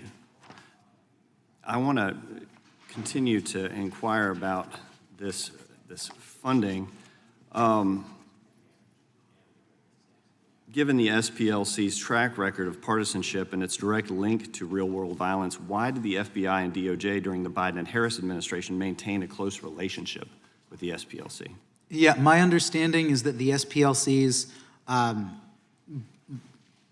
bias and targeting of mainstream conservative and Christian groups aligned very strongly with the Biden DOJ and the Biden White House's preferences. And that's why in my second book, The Woktopus, I go through all of the ways in which the Biden administration solicited information on the domestic terror threat from the Southern Poverty Law Center, how we have this alignment with demonizing concerned moms and dads that happened consistently. And of course, when the SPLC released the hate map that included chapters of Moms for Liberty for the very first time, putting moms and dads who are concerned about their kids' education on a map with the Klan, they first gave an embargoed copy to their allies at the Civil Rights Division in the DOJ. So the SPLC got special treatment, direct access to high-ranking officials in the Civil Rights Division, early access to FBI hate crime data, and invitations to exclusive events with DOJ leadership during the Biden and Harris administration. Correct. In fact, they had one of their staffers by the name of R.G. Cravens who spoke before DOJ prosecutors. This is the same man who, when the Southern Poverty Law Center put Focus on the Family on the hate map last year, he defended putting Focus on the Family on the hate map by saying that it is both false and dangerous for conservative Christians to hold to biblical morality against the claims of the LGBTQ movement. And in October of this year, FBI Director Patel terminated the FBI's relationship with the SPLC. What was the nature of the relationship prior to the termination? You discussed that. Isn't it true that the FBI relied on the SPLC's hate group designation when determining which extremist groups to monitor? Yes, specifically in the notorious memo from the FBI's Richmond office, which was coordinated with other FBI offices, they cited the SPLC's list of radical traditional Catholic hate groups. Interestingly, that's where my anecdote about a convent comes from, and one of those organizations on that list no longer existed and didn't exist at the time. Can you talk a little bit more about that FBI memo related to the Catholics in Richmond? Yes, so this memo was released by whistleblowers. It was not meant to be publicly disseminated, and only after a whistleblower released the memo did the FBI, the national office, publicly come out and say that it didn't meet the FBI's standards. I'd say that's an understatement. It just took the SPLC's list of radical traditional Catholic hate groups verbatim and put it into the FBI's language in the memo. For background, this is a list of radical traditional Catholic groups that is extremely outdated, according to my sources, and that was developed by Heidi Beirich, who now is leading the Global Project Against Hate and Extremism. She's no longer even at the SPLC. It's truly shocking. Thank you for being here. I yield back. Gentleman yields back. The chair now recognizes the gentlelady from California. Thank you, Mr. Chairman. I know there's a talk of the Department of Justice's vindictive prosecutions of SPLC. I just want to remind us all of something else that the Trump DOJ just did. On April 14th this year, exactly a week before it targeted SPLC, DOJ asked the federal court to vacate the convictions of dozens of leaders of the Proud Boys and Oath Keepers. Now, who are the Proud Boys and Oath Keepers? Both are far-right organizations that spout Islamophobic, misogynistic, and white nationalist ideologies, and both happen to be on SPLC's watch list. Both groups and others like them took up arms for Donald Trump and attacked the Capitol on January 6th. I'd like to ask unanimous consent to put into the record two articles about the January 6th rioters and their later crimes. People forget what happened in the weeks before January 6th. In December of 2020, at yet another pro-Trump rally, they rioted in the streets of D.C., vandalized historically black churches, white nationalists supporting Donald Trump, vandalizing African-American places of worship right here in the Capitol. For their crimes leading up to and on January 6th, these individuals, including Enrique Tarrio, Stuart Rhodes, and many others, were convicted of seditious conspiracy and other felonies and sentenced to more than 100 years in prison collectively. Now, Donald Trump unleashed over 1,500 criminals on our streets, some of who have gone on to commit kidnapping, sexual assault, burglary, death threats against elected officials, and now the department is trying to erase their guilt permanently and ensure they cannot be recharged. SPLC has been tracking these groups for years, long before January 6th, and designated them and others like them as hate groups. SPLC has continued to call out these groups for the danger they pose to our communities and our democracy. The label has upset these groups so much that Gavin McInnes, the founder of Proud Boys, who describes himself as a Western chauvinist and said Muslims are stupid, sued the SPLC in 2019 for defamation for designating them as a hate group, and that lawsuit failed. Ms. Wiley, you've described the Proud Boys and Oath Keepers as the foot soldiers of January 6th. In your opinion, is documenting and naming these groups part of the reason why SPLC is now being punished by the Trump administration? Sadly, because of the pattern of behavior and weaponization that we have seen, it's hard not to conclude that, particularly because of exactly the point you just raised, Representative Lofgren, that we're seeing pardoning of violence and violent insurrection from January 6th. Now, what does it say about this administration that is prosecuting the group that helped end the Klan, but apparently intending to give taxpayer money to violent white nationalists who vandalized black churches in the Capitol alike through this so-called settlement fund on a lawsuit that was bogus and barred by the statute of limitations? That's what this administration is. Donald Trump rewarding his foot soldiers for assaulting and beating up law enforcement in his name to the tunes of billions of dollars, and punishing their common enemy, the organization that monitors and calls out their crime. I'd like to note that this isn't about just coddling the criminals who tried to overthrow the government and who attacked police officers viciously, and I would add, were convicted in courts of law by juries of their peers, as the Constitution provides, but also an effort, perhaps, to make sure that when a call goes out to violent extremists to overturn the government, to attack violently the government again, that those extremists will know a couple of things. One, that the president will pardon them for their crimes.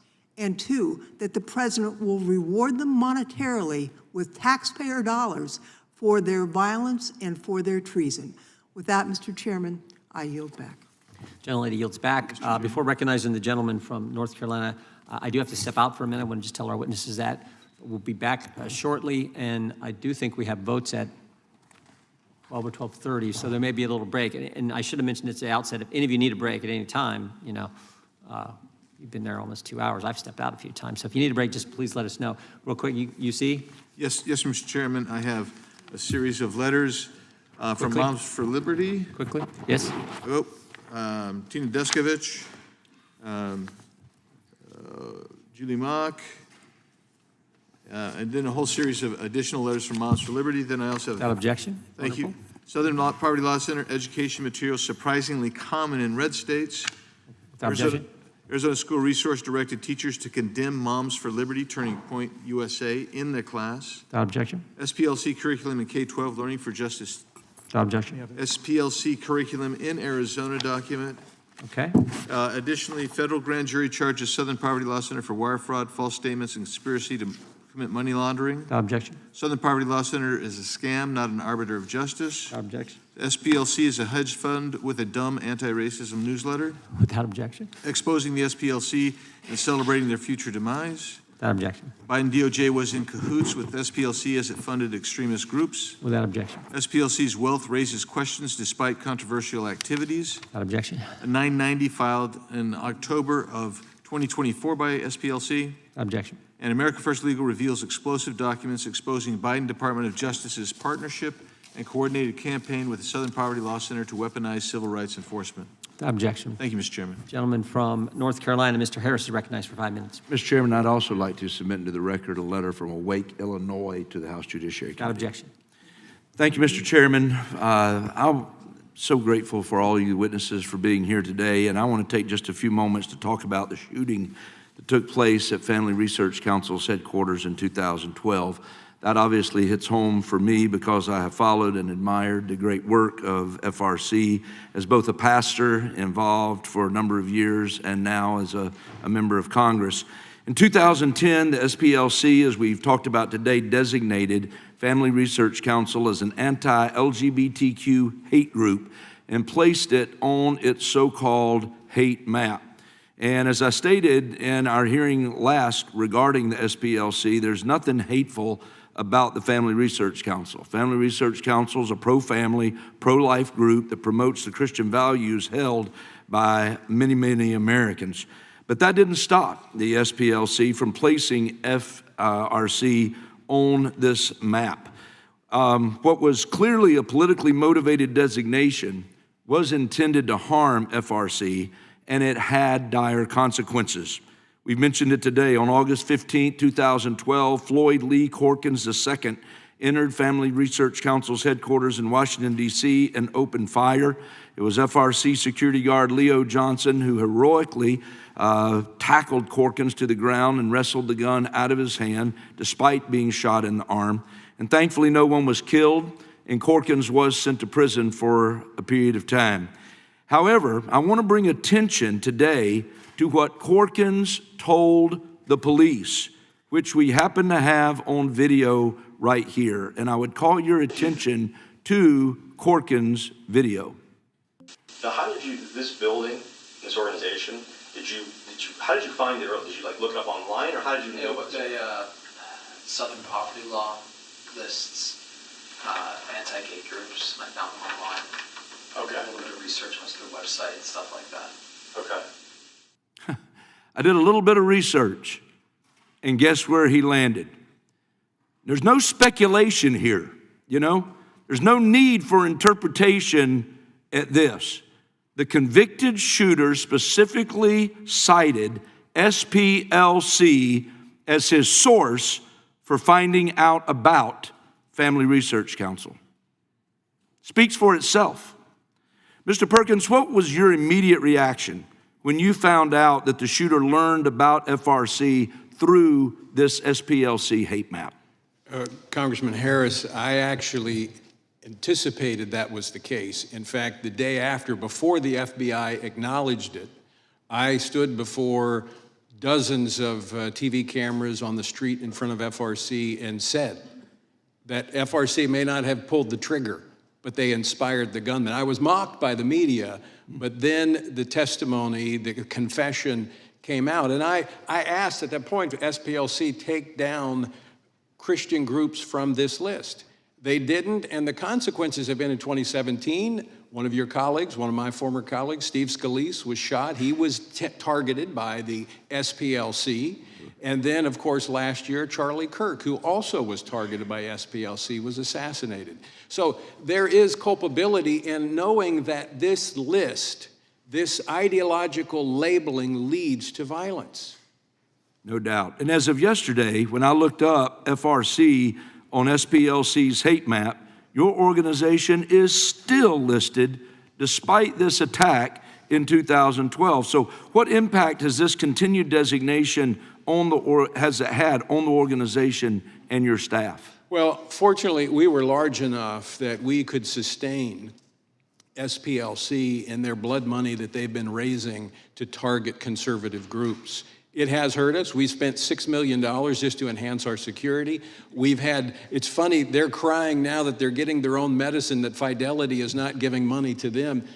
How about the thousands of conservative groups that were denied donor-driven funds because SPLC's labeling? Is there fairness in that? I think not. And I will say, this may seem like a silly question, but following the 2012 attack on your headquarters, did SPLC ever reach out to apologize? No. Well, I think it's disgraceful that FRC has put such a hate map to begin with in place. SPLC does not need to agree with everything that FRC says, does, or stands for. However, their actions of placing this organization on a hate map is clearly an attempt to cripple and socially ostracize a conservative organization, and it cannot be allowed again and again. With that, Mr. Chairman, I yield back. The gentleman yields back. We now go to the gentlelady from Pennsylvania. Is I see next? Okay. Then the gentlelady from Washington. I'm looking and seeing you came back, so we're thrilled to have you with us. The gentlelady is recognized for 5 minutes. Thank you so much, Mr. Chairman. It is really a rich irony that Republicans want to argue that Donald Trump or this DOJ care about stopping hate, and that's why they're going after the Southern Poverty Law Center. Donald Trump just set up an illegal $1.8 billion slush fund of U.S. taxpayer dollars to pardon convicted insurrectionists who are tied to white supremacists from the Proud Boys, the Oath Keepers, Nazi supremacists, oh yes, and prohibit any action against his own violations or his family's violations of tax law. You want to argue that Trump's DOJ is trying to stop hate? Give me a break. Trump ran his campaigns and these administrations on stoking fear and racism against communities of color and promoting hate, enacted Muslim bans, kidnapped and disappeared immigrants of all immigration statuses, including U.S. citizens, forced universities to roll back their diversity, equity, inclusion efforts, stripped voting rights from black and brown voters, disenfranchising women and rural voters with the SAVE Act that he wants to pass. It's all a shameless plan to return America to single-party control by a Republican Party who, unable to win on any sort of policy merits, turns to an old racist playbook that restricts the power of black, brown, and working-class voters and goes after any political foes just to hold on to power. That's what's happening. For decades, the Southern Poverty Law Center has sued and won jury verdicts against hate groups who conspire and facilitate violence against black and brown people.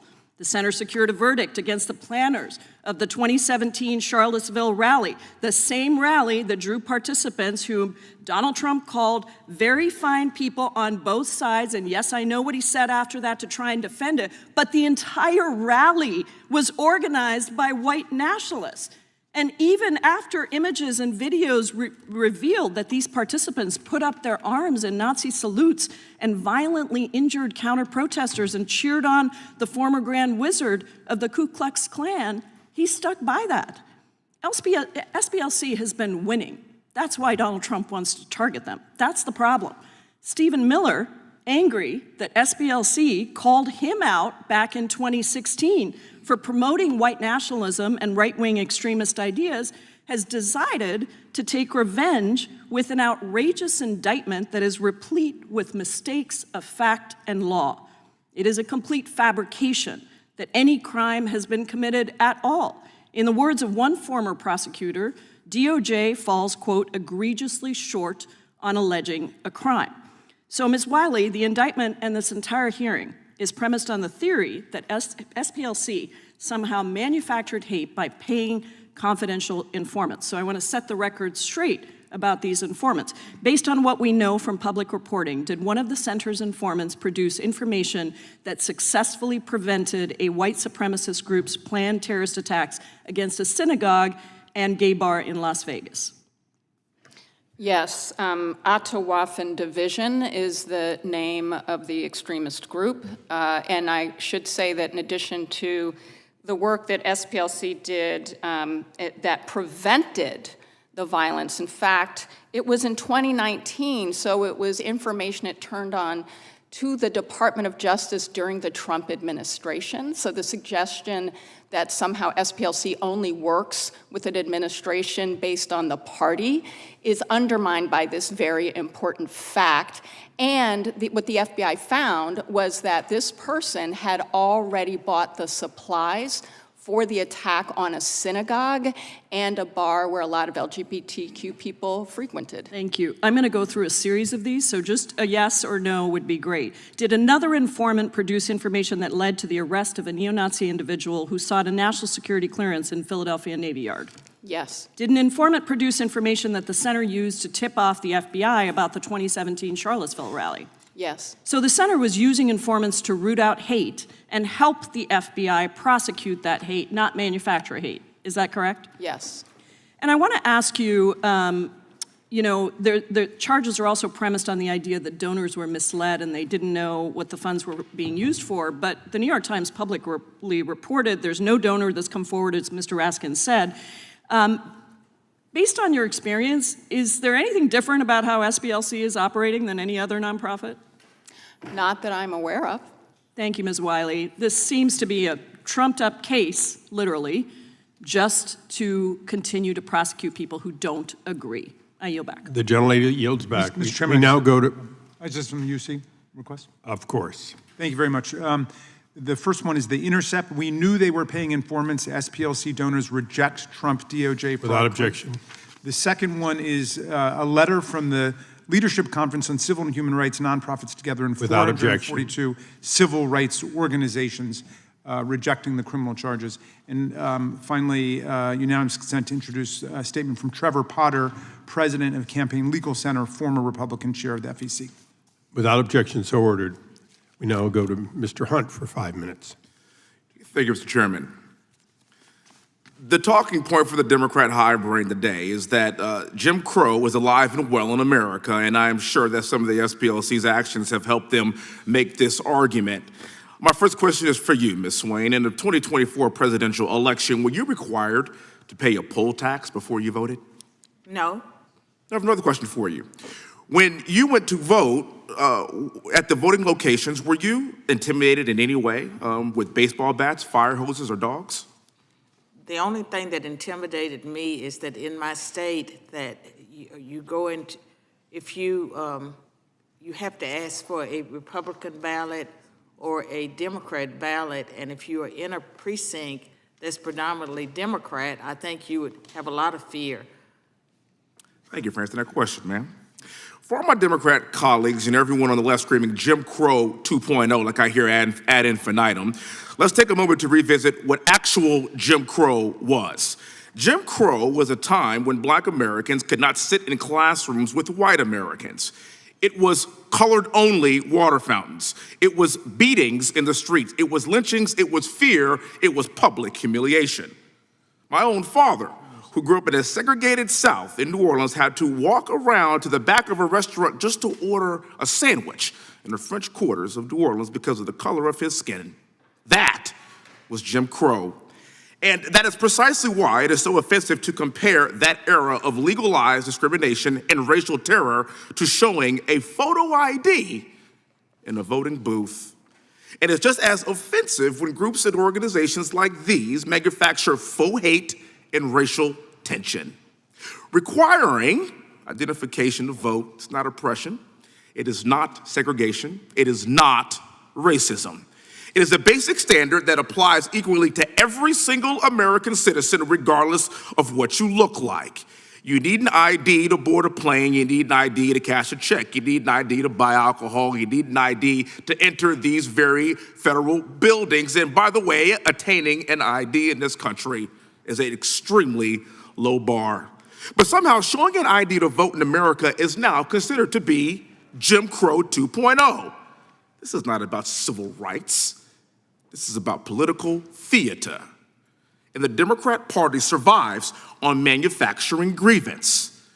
Democrats invoke the pain of the past because they have nothing to offer for the present.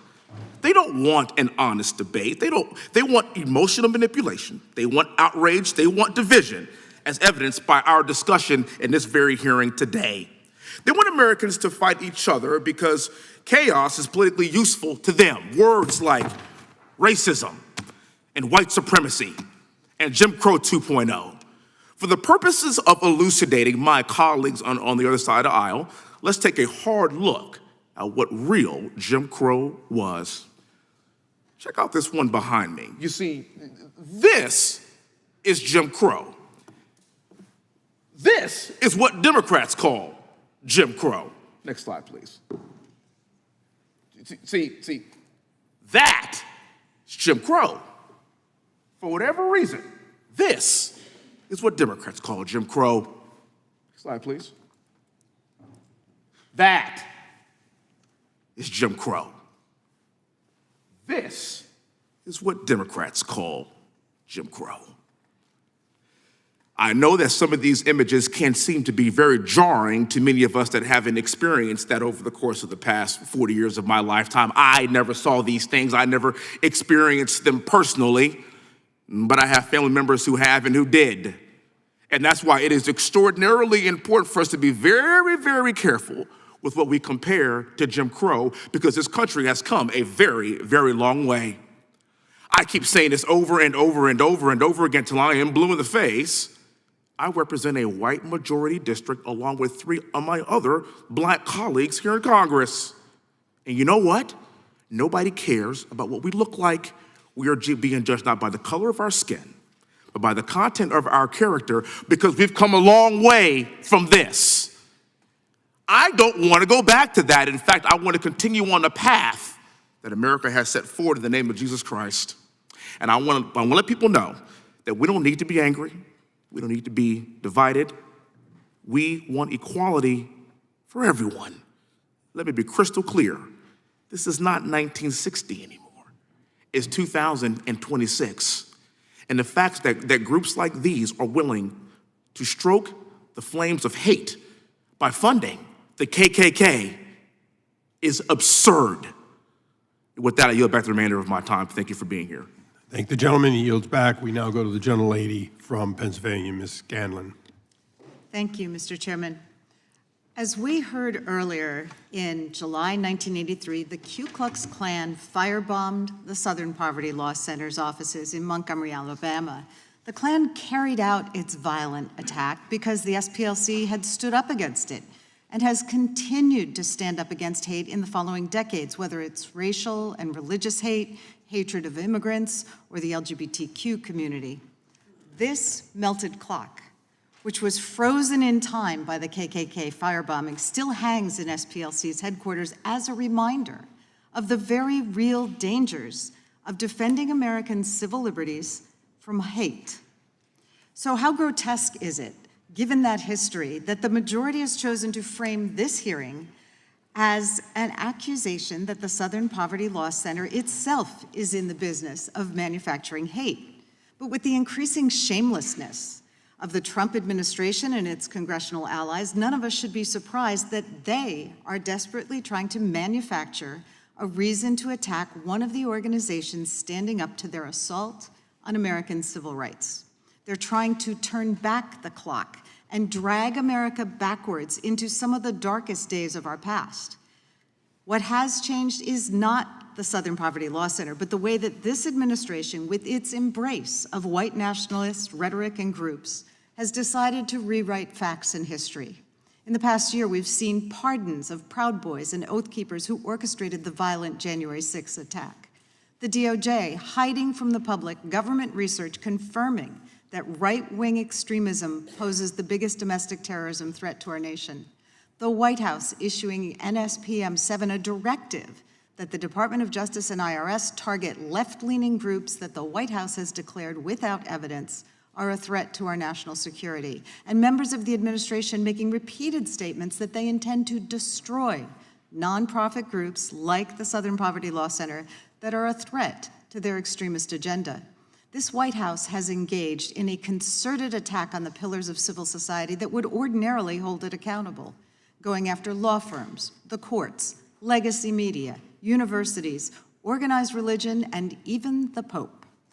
We can all see a corrupt DOJ leveraging its power to attack the president's perceived enemies and protect his allies, prosecuting those who've tried to hold the administration accountable, stealing taxpayer dollars to create a $1.8 billion slush fund to make payoffs to Trump loyalists who've been convicted of serious crimes, and giving Trump and his family a gold-plated get-out-of-jail-free card with the settlement agreement that the president's lawyer just signed. The Department of Justice's blatantly political prosecution and this committee's attacks against the Southern Poverty Law Center signaled the revival of an old authoritarian playbook to vilify and discredit those working to combat hate and protect people from oppression. And it's part of this administration's whole of government attempt to shut down opposition to its lawless behavior. This administration and its MAGA allies are trying to rewrite facts and history just as they've tried to whitewash the violent January 6th assault on our Capitol and our Constitution. But facts have a way of being sticky. They get in the way of lies. Americans have always sought to bend the arc of history towards justice, to hold those in power accountable, and to spur our country towards a more inclusive and perfect union. And we're not going to stop now. We are not going to allow extremists and charlatans to turn back the clock and take our civil rights and repression and put them asunder with hate.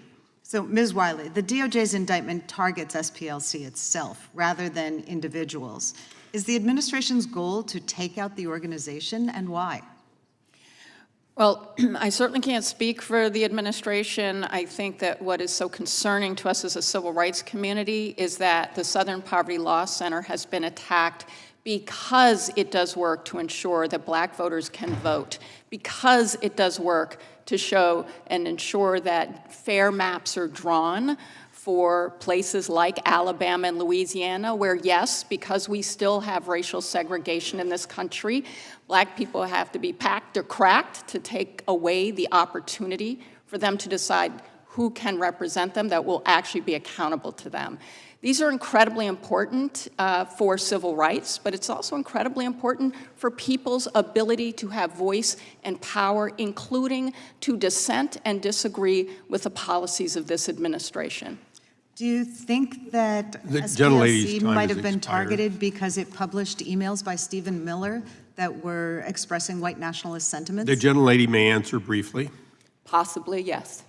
Thank you. I yield back. Thank you. I now recognize myself. Ms. Wiley, would you agree with the statement that Charlie Kirk was a dangerous extremist?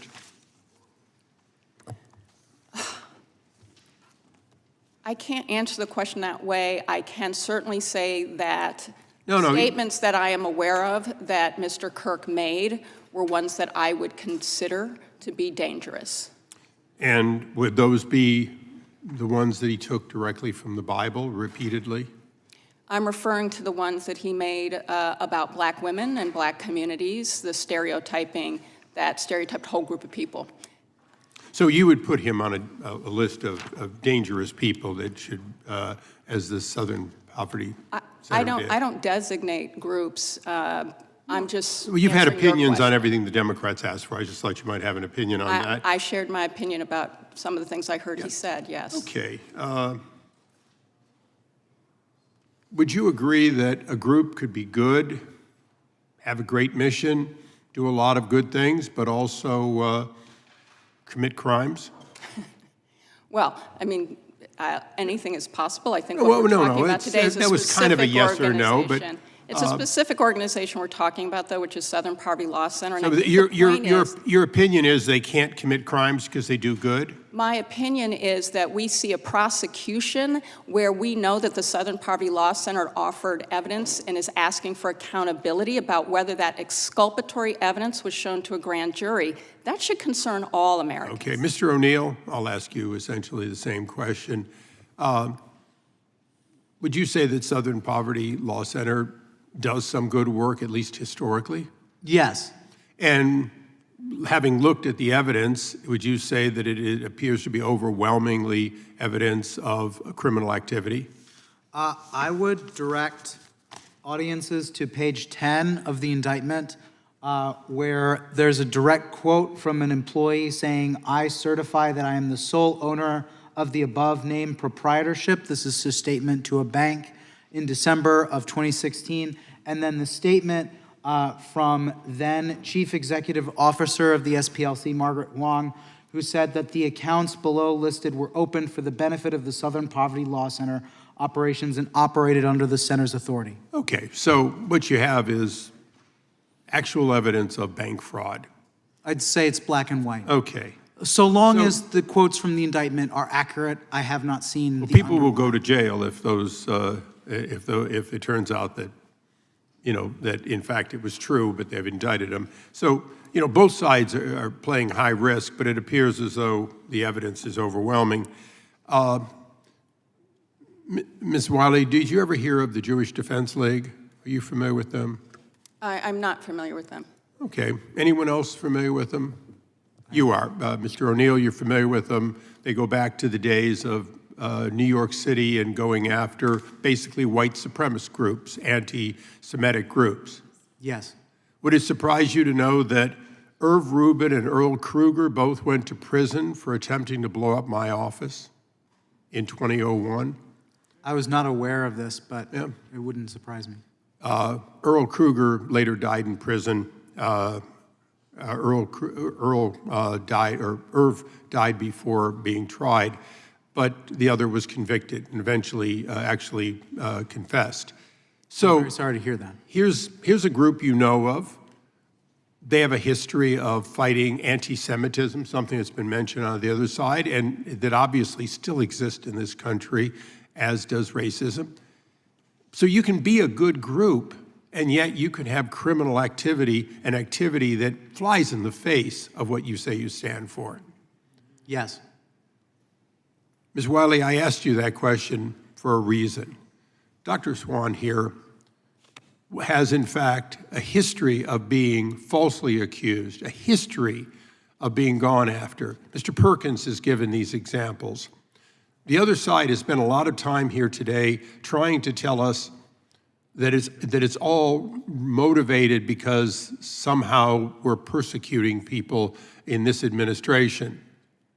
Do you have any evidence, not anecdotally that, oh, they picked them, do you have any evidence that in fact Southern Poverty did not in fact commit these crimes? Do you have any firsthand evidence of that? Yes or no, please?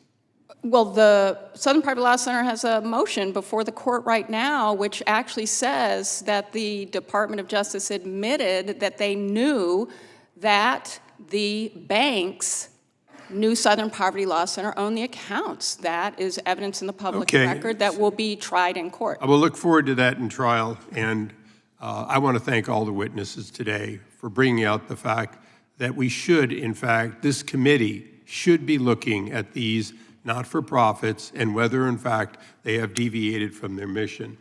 And with that, we have, you have another? Just a couple, you see, yeah. This gentleman's recognized. Thank you kindly, Mr. Chairman. The Guardian, U.S. lawmakers say DOJ rushed Southern Poverty Law Center indictment citing whistleblowers. Without objection. Without objection. House Judiciary Democrats letter read the targeting of Southern Poverty Law Center to Deputy Attorney General Akash Singh. Without objection. And that's it for now. Thank you. We now go to gentlelady from Georgia for 5 minutes. Thank you, Mr. Chairman. Thank you for our witnesses being here today. My father was the president of the Illinois chapter of the NAACP for many, many years. As a child, I learned how to fight for my rights before I even learned how to walk. I marched in protests, sat in meetings, and helped to organize. I want everyone in this room to understand what is happening right now. The Republican Party has launched an all-out assault against civil rights organizations founded to ensure the end of Jim Crow. But that's just one part of this strategy. 3 weeks ago, the Supreme Court gutted Section 2 of the Voting Rights Act in Louisiana versus Calais, saying that, and I'm going to quote, race-neutral considerations, that it could employ race-neutral considerations, end quote, in redistricting. And within days, Southern legislatures, they rushed to wipe out Black representation in Congress. Tennessee called an emergency session to repeal its own law against mid-decade redistricting. It then splintered Memphis, a city that is 60% Black, into 3 districts to dilute the voices of the Black voters there. The state's Black legislators protested, and in response, the Speaker stripped every single one of them of their committee assignments. Tennessee is not alone in silencing Black voices. Alabama moved to reinstate maps a court previously struck down for intentional racial discrimination. Florida passed new racially gerrymandered maps, and we're waiting in my home state of Georgia to see what happens with us on June 17th. Ms. Wiley, and you can just answer yes or no, have you ever seen 5 states move simultaneously to dismantle Black representation in Congress in such a very rapid, short time? No. And while this administration demands attacks on Black Americans' voices with phone calls to governors, it is fighting hard for the right-wing extremist groups who stormed the Capitol on January 6th. Groups whose members are not all white supremacists, but doesn't seem to mind white supremacists. Trump's DOJ has given $1.8 billion of a slush fund taken from taxpayers to pay off the 1,600 right-wing rioters who tried to steal the election for him. That's $1 million for each rioter, with $100 million left over. Ms. Wiley, what message does this send to the country that this administration is prosecuting the organization that takes down white supremacists while stealing taxpayer money to give to white supremacists? I wish I had a word, and I don't have a word for that, except to say that the American public should be outraged. Southern states are tripping over themselves to eliminate Black representation in Congress.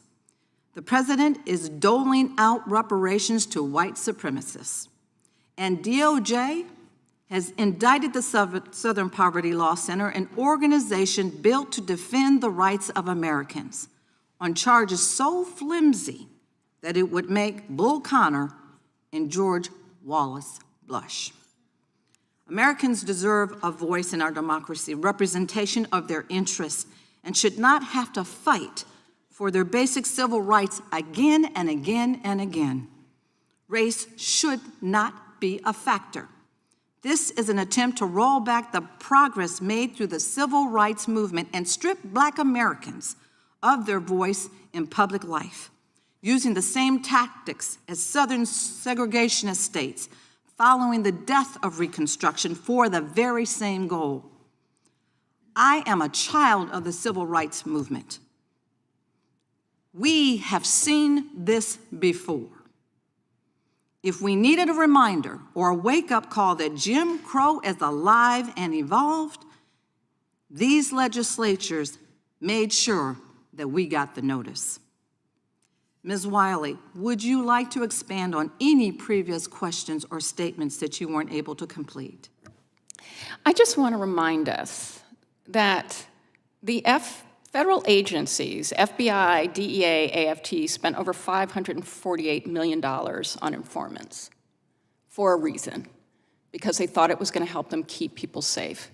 We're talking about this attack on SPLC at a time when we are facing an administration that cut funds to prevent gun violence, that cut funds to track where and how we might have violent white supremacist neo-Nazi attacks, that cut funds that was going to support public safety, all at a time when we've seen a White House directing Department of Justice about who it wants to prosecute. And as someone who used to work for the Department of Justice, that is unheard of. Thank you, and I yield. Gentleman yields back. The gentleman from Wisconsin is recognized. Yeah, just a couple of comments lead off. First of all, I'd like to thank Congressman Hunt for his pictures up here, showing what it was like in the days in which the Democrat Party just rode roughshod over the South. I'd like to point out that the criticisms of Stephen Miller, to this day, are because the role he took in exposing the Duke lacrosse player hoax, in which 3 people almost were sent to prison for life, and Steve had the braveness to stand up to the politically correct, and eventually those 3 people were found innocent after going through absolute hell. I also want to point out a book by Christopher Rufo called America's Culture Revolution, How the Radical Left Conquered Everything. And in that book, he clearly describes how a goal of the hardcore left, and I think some members of this committee are members of the hardcore left, the degree to which they try to racialize everything. Not just racialize Black Americans, but Hispanic, Asian Americans, everything. That their ultimate goal is the end of the United States as we have it break down.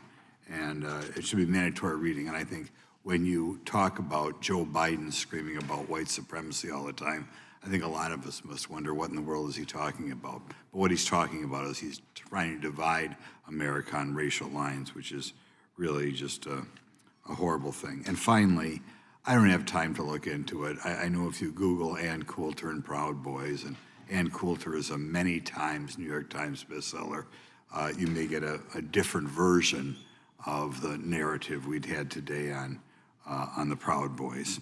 Okay, now we're going to start off with Mr. O'Neill.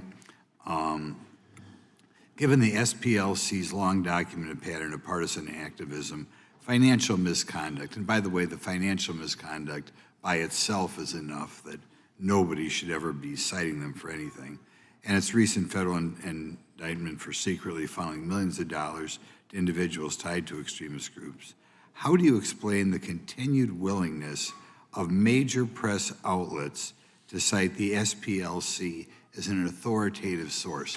And by the way, I think 12 years ago, 13 years ago, any reasonably well educated American would have known the SPLC was just a disgusting made-up group.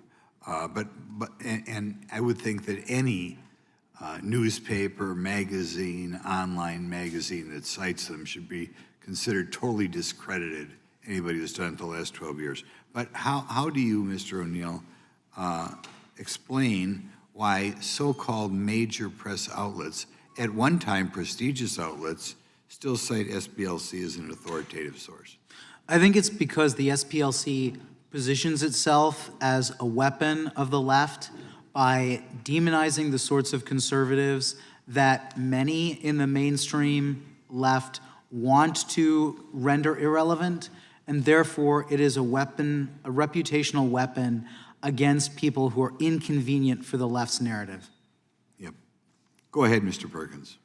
Well, they leverage their relationship with government to be able to do that with the media, and then they leverage the relationship with the government with the corporations, and that's how they were able to get the corporations to debank and de-platform conservatives because of that relationship. I go back to the illustration of the hub. They're at the center of it, but they're not alone. Right. Yes? I would also say that they leverage their relationship with universities, especially law schools, because a lot of their the law students will go and intern with the Southern Poverty Law Center. Okay. Very good. It just still bugs me that they go after Stephen Miller for finding those 3 lacrosse guys innocent. Doesn't it just bug you? And you know that's what it's all about. We'll go to Tony Perkins. Your organization's falsely been labeled a hate group. I mean, to me, you're about the most wholesome organization in the country by SPLC for holding mainstream pro-life, pro-family positions. Man, they hate those pro-lifers. Given that this designation was cited by the perpetrator of the 2012 attack, how do you assess the responsibility of these sort of organizations? Well, again, we warned them to take down that label, and we've had subsequent attacks on people who have been labeled by them, including the latest Charlie Kirk, who was assassinated. There is culpability here, and I think that we need to look at going back to that government leverage that they've been using. They should never have a relationship with a government entity again. Right, they just hate Christianity, don't they? Just hate it. Dr. Swain, do you want to comment on that? Would you like to comment? Time. Oh, I'm sorry. Time of the gentleman has expired. The chair now recognizes the gentlelady from Carolina, North Carolina. Thank you so much, Mr. Chairman.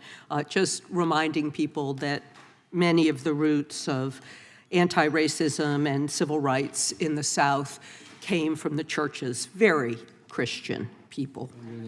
I suppose I need to remind some members of this committee of the long and blood-soaked history of the Ku Klux Klan in North Carolina, maybe even some of our witnesses.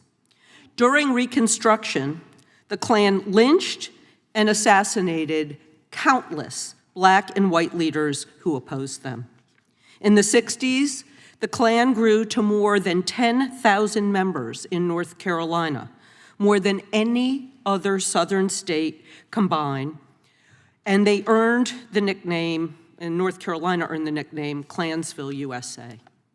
Klan members in North Carolina carried out coordinated terror campaigns culminating in the 1979 Greensboro Massacre, where the Klan and their neo-Nazi allies shot and killed 5 people who were protesting against them. But the story doesn't end there. Only because of the bravery of those who fought back against the Klan, like so many of our Christian ministers and the Southern Poverty Law Center, did we see some change. In the 1980s, the Southern Poverty Law Center launched Klan Watch to monitor, track, and expose the activities of the Klan. In 1987, the Southern Poverty Law Center won a groundbreaking lawsuit, securing $7 million in a judgment against the United Klans of America after their members lynched 19-year-old student Michael Donald in Mobile 6 years earlier, and I know that Mr. Johnson talked about that. Mercifully, the judgment bankrupted the United Klan of America. This verdict greatly weakened the Klan and sent them scurrying underground, though of course we're seeing many of them today.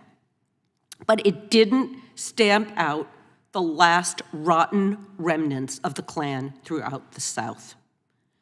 And those remnants have been planting seeds that have been cultivated by this president. That's why the continued work of the Southern Poverty Law Center and its allies is so essential. Now, Ms. Wiley, is paying for informants to disrupt a violent white supremacist organization like the Klan the same thing as supporting these groups? No, and that's why I was citing the FBI's own use of informants. And actually, was there a book written about an undercover agent, by an undercover agent who infiltrated the Klan, like maybe called Black Klansman? Could you tell us about that? I haven't read the book, but it's a great movie. It's a great movie.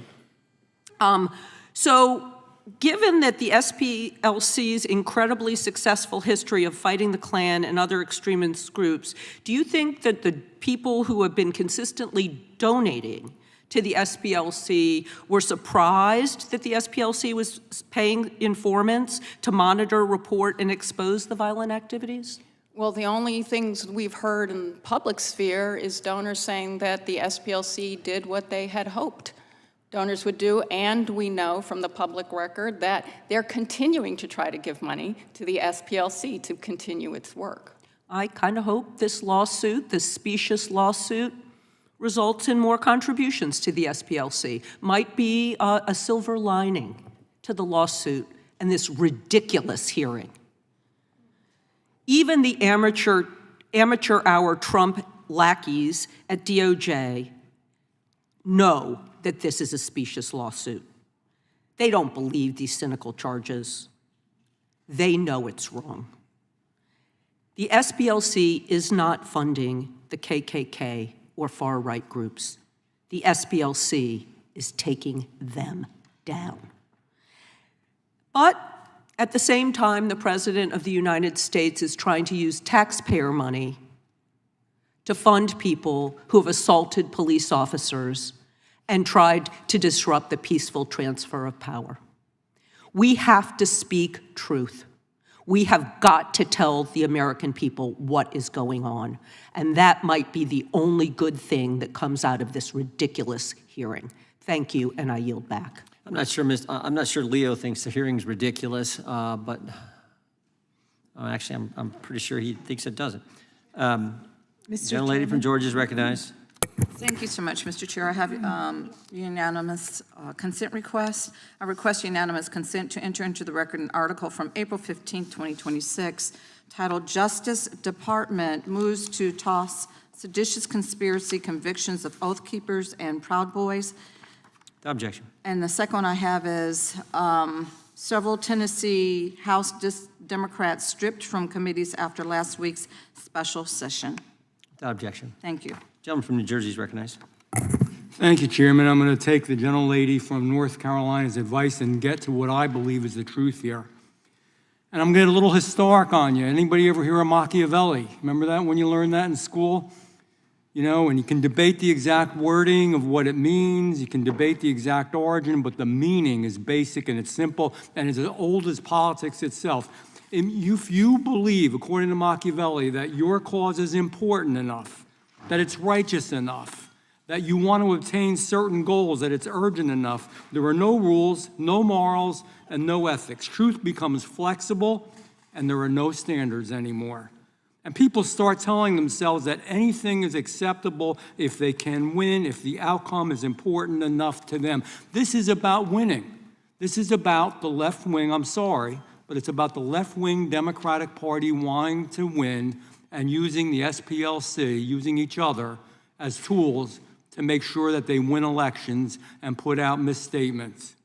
And we have to ask, when it become part of the philosophy? Well, in the last administration, we saw a lot of things, an FBI of lies, an FBI of untruths, an FBI of injustice, an FBI that Joe Biden was willing to rely on politically tainted information, some of which came from the SPLC.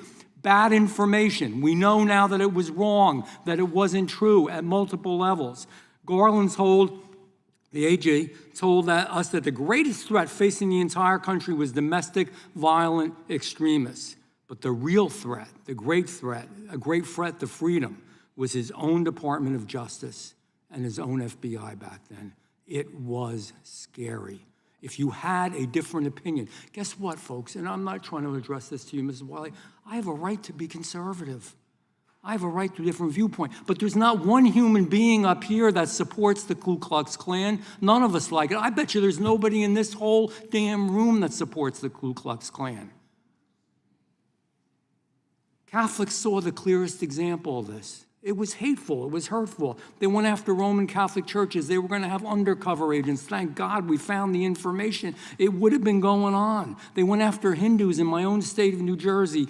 Good, faithful, peaceful, loving people. The FBI went in with guns drawn from bad information that they got. SPLCA supplied a lot of this.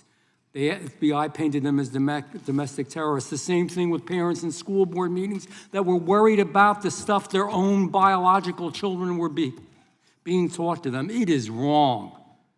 Catholics aren't extremists. Concerned parents aren't extremists. Hindus aren't extremists, but we've seen the pattern before over and over again. We saw it in the abuse of FISA. We saw it when, by the way, tax dollars, questionable sources, FBI, Igor Danchenko, remember that? Hundreds of thousands of dollars paid to him for bad information. We also got bad information from the Southern Poverty Law Center, all for politics to go after Republicans. That's the elephant in the room. That's what people don't want to talk about, but that's the real deal. If you were conservative, and no, Charlie Kirk was not a terrorist.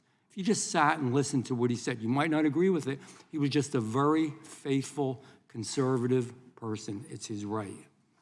And now the worst of all of it, though, is that we find the Southern Poverty Law Center is just one more tool. I think it started out good.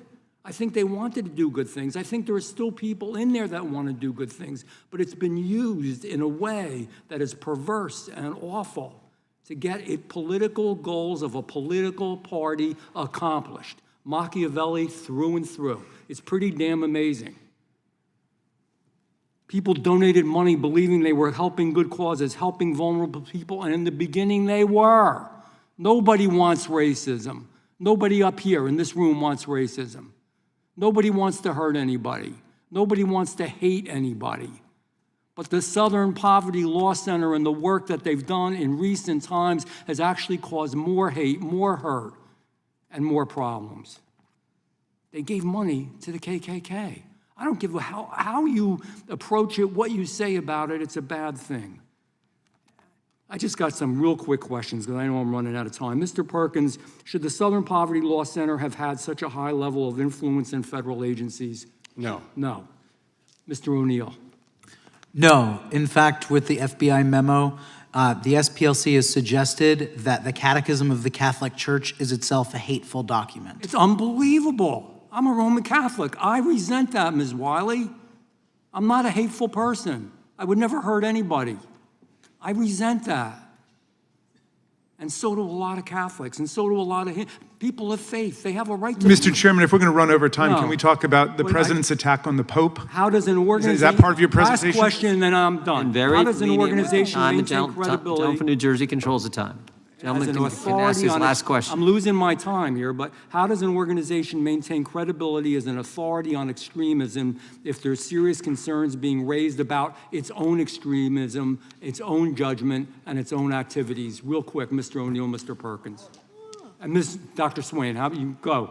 I can say that by 2009, they had already deviated and started targeting conservatives. And I would say that they were so effective at eliminating hate groups that they had to find new people to label new organizations. That's the problem. You're right. Go back to your original mission. Mr. I have a Perkins? few UCs. Okay. We'll do UCs then, I And think. Mr. Chairman, point of order, just so we're clear, that was 1 minute over as we move into Ms. Balance We've time. been very lenient with the time. I just want to make sure we're doing it equally, that's all. Equal rights, that's all. Moving to UCs from Mr. Van Drew, UCs from the I have a gentleman from UC, Pennsylvania, April and then we're 20 actually going to go vote, and then we'll come back once votes are completed. Gentleman from New Jersey, UC. I have a UC from Moms for Liberty, and it is entitled, "The Justice Department Announced Indictment Against Southern Poverty Law Center." A UC from Tyler O'Neill on 2026, Democrats beclown themselves by defending SPLC. Objection. Another one from Mr. O'Neill, however bad you think Biden's DOJ was, new documents show it was even worse. Thank you, Chairman. Gentleman yields back. Gentleman from Pennsylvania is recognized. Thank you, Mr. Chairman. I have a unanimous consent request to introduce an article from the Hill dated September 17th, 2025. DOJ quietly removes studies showing right-wing attacks outpace those by the left. Objection. An article from the Washington Post, November 13, 2019, leaked Stephen Miller emails showed Trump's point man on immigration promoted white nationalism, SPLC reports. Without objection. White House issued the National Security Presidential Memorandum 7 in September 2025. Without objection. And an article from the New Republic, April 2026, the Justice Department sides with the Ku Klux Klan. Without objection. And I have two here, massacre at Pittsburgh synagogue tied to anti-refugee sentiment, and Objection. Buffalo Shooters Manifesto promotes great replacement theory anti-Semitism. Without objection. Can I go? The committee will be in recess for a short period of time. The reason we have to leave now is I do know that there's one 15-minute vote, and then the next 5 votes I think are 2-minute votes. I don't want to miss that. So we're gonna recess. There's some lunch for you in the back, and then we'll be back as quick as we can. Committee stands in recess.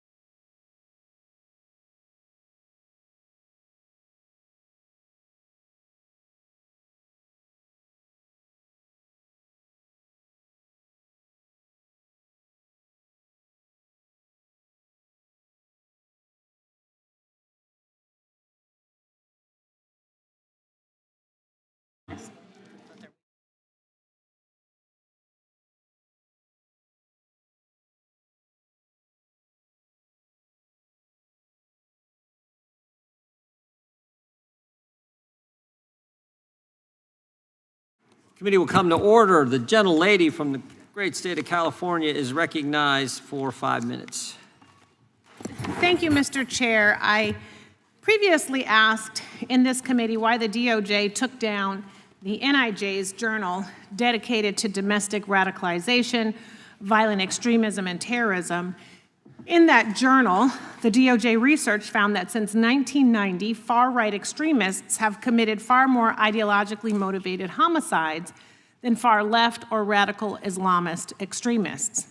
And in spite of those facts, we held 2 hearings in this committee committed to Islamophobia, and not a week later, yet another act of deadly violence from the right occurred at a mosque in my home state. So before I begin, I'd like to respectfully ask our chairman, Mr. Chairman, will you commit to holding a hearing on the white nationalists who violently shot at the mosque this week in San Diego? We will take that under consideration. We have a number of hearings scheduled and markup scheduled coming up here in the next week. We're looking to do something on Act Blue. We're looking to get the CEO of Mr. Southern Chairman, Poverty I'm Law going Center to reclaim my time. But he wouldn't agree to come yet. So we're reclaim working my on that. time from you and hope that that long thing turns into a yes. But now I would like to talk about an organization which is and has been historically dedicated to stopping violence, the Southern Poverty Law Center, whose informant program has helped stop real acts of violence in this country.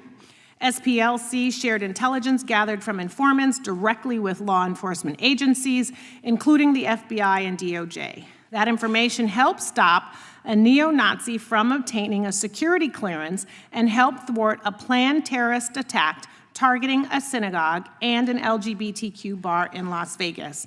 So, Mr. Tyler, if an organization helps stop a bomb attack, is that good or bad? Well, of course it's good. Okay, thank you. No, because I don't have a lot of time. Mr. Tyler, do you believe that law enforcement should ignore credible intelligence about violent extremist threats? Yes or no? Okay, thank you. And the witness's name is Mr. O'Neill. Oh, I apologize. Thank you. Because from where I sit, those answers sound like public safety work. Yet Republicans applauded when Kash Patel severed the FBI's information sharing relationship with SPLC. And I cannot find a single instance where SPLC's cooperation with law enforcement made Americans less safe. Maybe the real issue is simply SPLC has been effective at exposing white supremacist and extremist organizations for decades, organizations that Republicans either condone or deny exist at all. SPLC was founded during the Civil Rights Movement to fight racial terror and organized hate in the South, and for over 50 years it has sued violent white supremacist organizations, monitored extremist groups, protected voting rights, and defended vulnerable communities. SPLC bankrupted factions of the KKK and fought racial intimidation campaigns. And recently they exposed abusive living conditions in juvenile detention centers and filed suit against school districts that failed to provide individualized services and reasonable accommodations for disabled students. How is that bad? And let's talk about transparency for a moment. Republicans are accusing SPLC of wrongdoing because it did not publicly disclose donor-by-donor payout maps tied to confidential informants. But nonprofits do not operate that way. Are Turning Point USA or Moms for Liberty publishing donor-by-donor payout audits? Because I can't seem to find them. And somehow Republicans want a completely different standard applied here. And the hypocrisy becomes even more obvious when you look at Acting Attorney General Todd Blanche.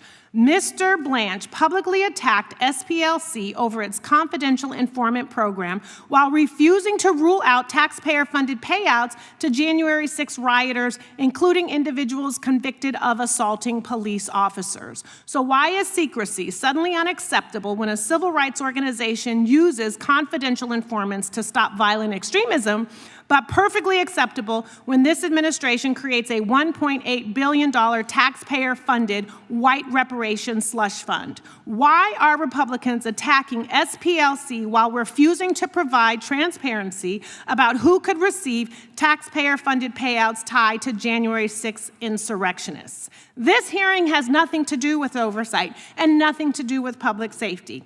It is about intimidating organizations that challenge white supremacy, defend civil rights, and refuse to bend the knee to this administration. And Mr. Chair, as you know me, I have some there we go, my friend. The gentlelady is recognized for unanimous consent request. Thank you. The first one is, the acting attorney general is facing bipartisan criticism about the DOJ's so-called anti-weaponization fund, 51926 Politico. I ask unanimous consent. Without objection. What we know about the San Diego mosque shooting victims, suspects, possible motive, and more. Without objection. Multiple Republicans in Congress post openly anti-Muslim statements. Without objection. The second wave, return of the militias. Without objection.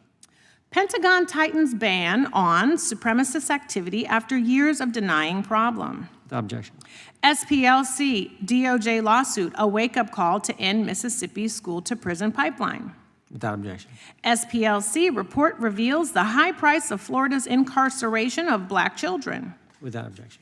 Fifth Circuit rules against unlawful debt collections targeting Hurricane Katrina survivors. Without objection. SPLC report, overcoming the unprecedented Southern voters' battle against voter suppression, intimidation, and a virus. Without objection.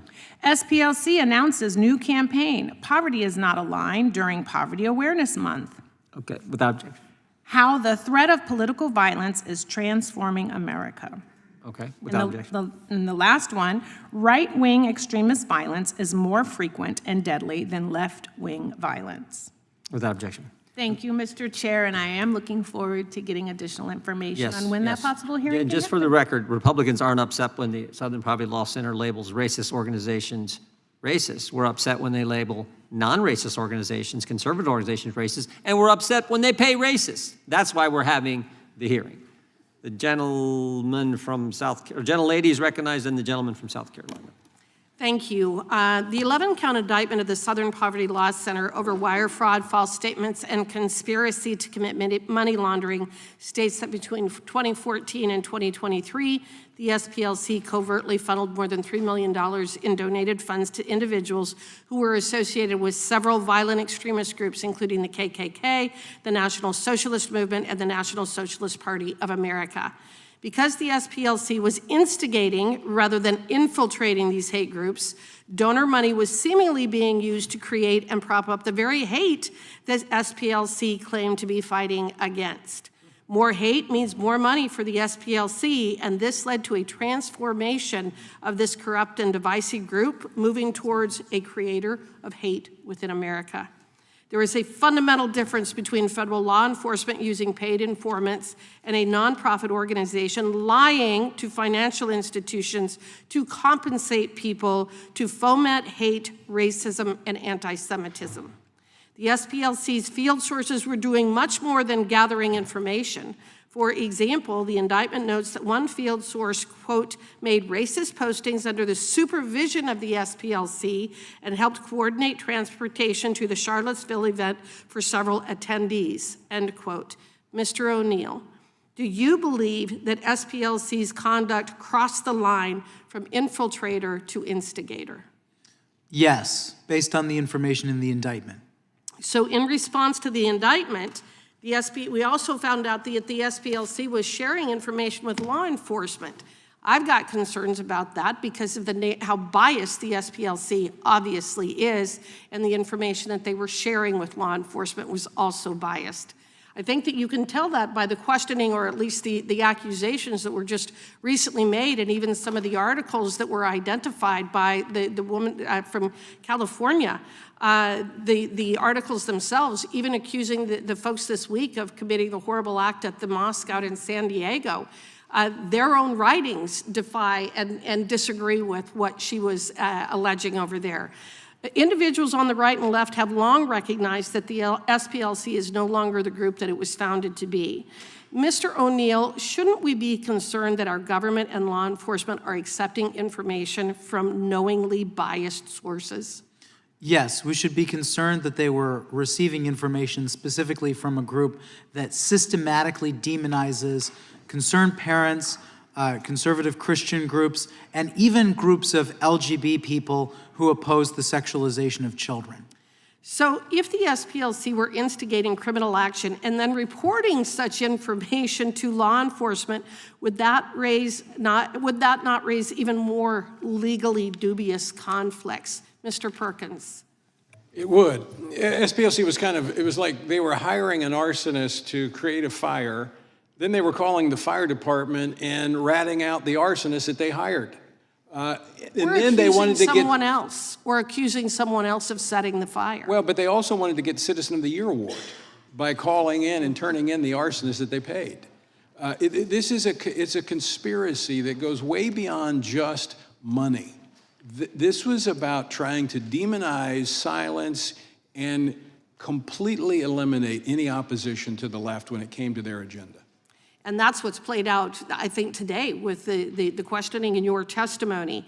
But now we're finding out that the SPLC was not only engaged in this kind of behavior, but we have schools across the country that have included SPLC information in their curriculum. Dr. Swain, what are the concerns that you have in that regard? I have concerns that the SPLC's program, Teaching Tolerance, is really intolerant, and many of the public and private schools use their materials, and because they have so many resources, they are able to get into the schools in a way that I think is very dangerous, because they're all about indoctrination, a very progressive agenda, and so that is my concern. Okay, I appreciate that. I believe that this program, that it's the Learning for Justice is the community education program that I am referring to. Mr. O'Neill, do you have concerns about that program as well? Yes, so it's very telling in my mind that the program that was long known as Teaching Tolerance, apparently the SPLC has become too woke for tolerance, so they changed the name to nix the tolerance and just go with Learning for Justice. Okay. All right, interesting. Well, I'm just about out of time. I also have a unanimous consent. This is an article from April 30th, 2026 from LifeSet News. The both sides political violence narrative completely debunked. They cooked the books. An example being that all claims of anti-Semitism, they claim are right-wing or conservative attacks, when we know that is absolutely not the case. They do not count what happened on 9/11. And there are many other examples in this particular article where they have absolutely cooked the books, that they claimed left-wing violence is right-wing, when we know that that isn't true. So they're even lying about that as well. So thank you, and I yield back. Without objection, the gentlelady also yields back. The chair now recognizes the gentlelady from Vermont. Thank you, Mr. Chair. This president and his supporters in Congress want to turn the clock back. They're trying to undo the progress of the civil rights movement. That's what this is all about. This is about white nationalism and a direct attack on Black Americans in this country, and it comes from the very top.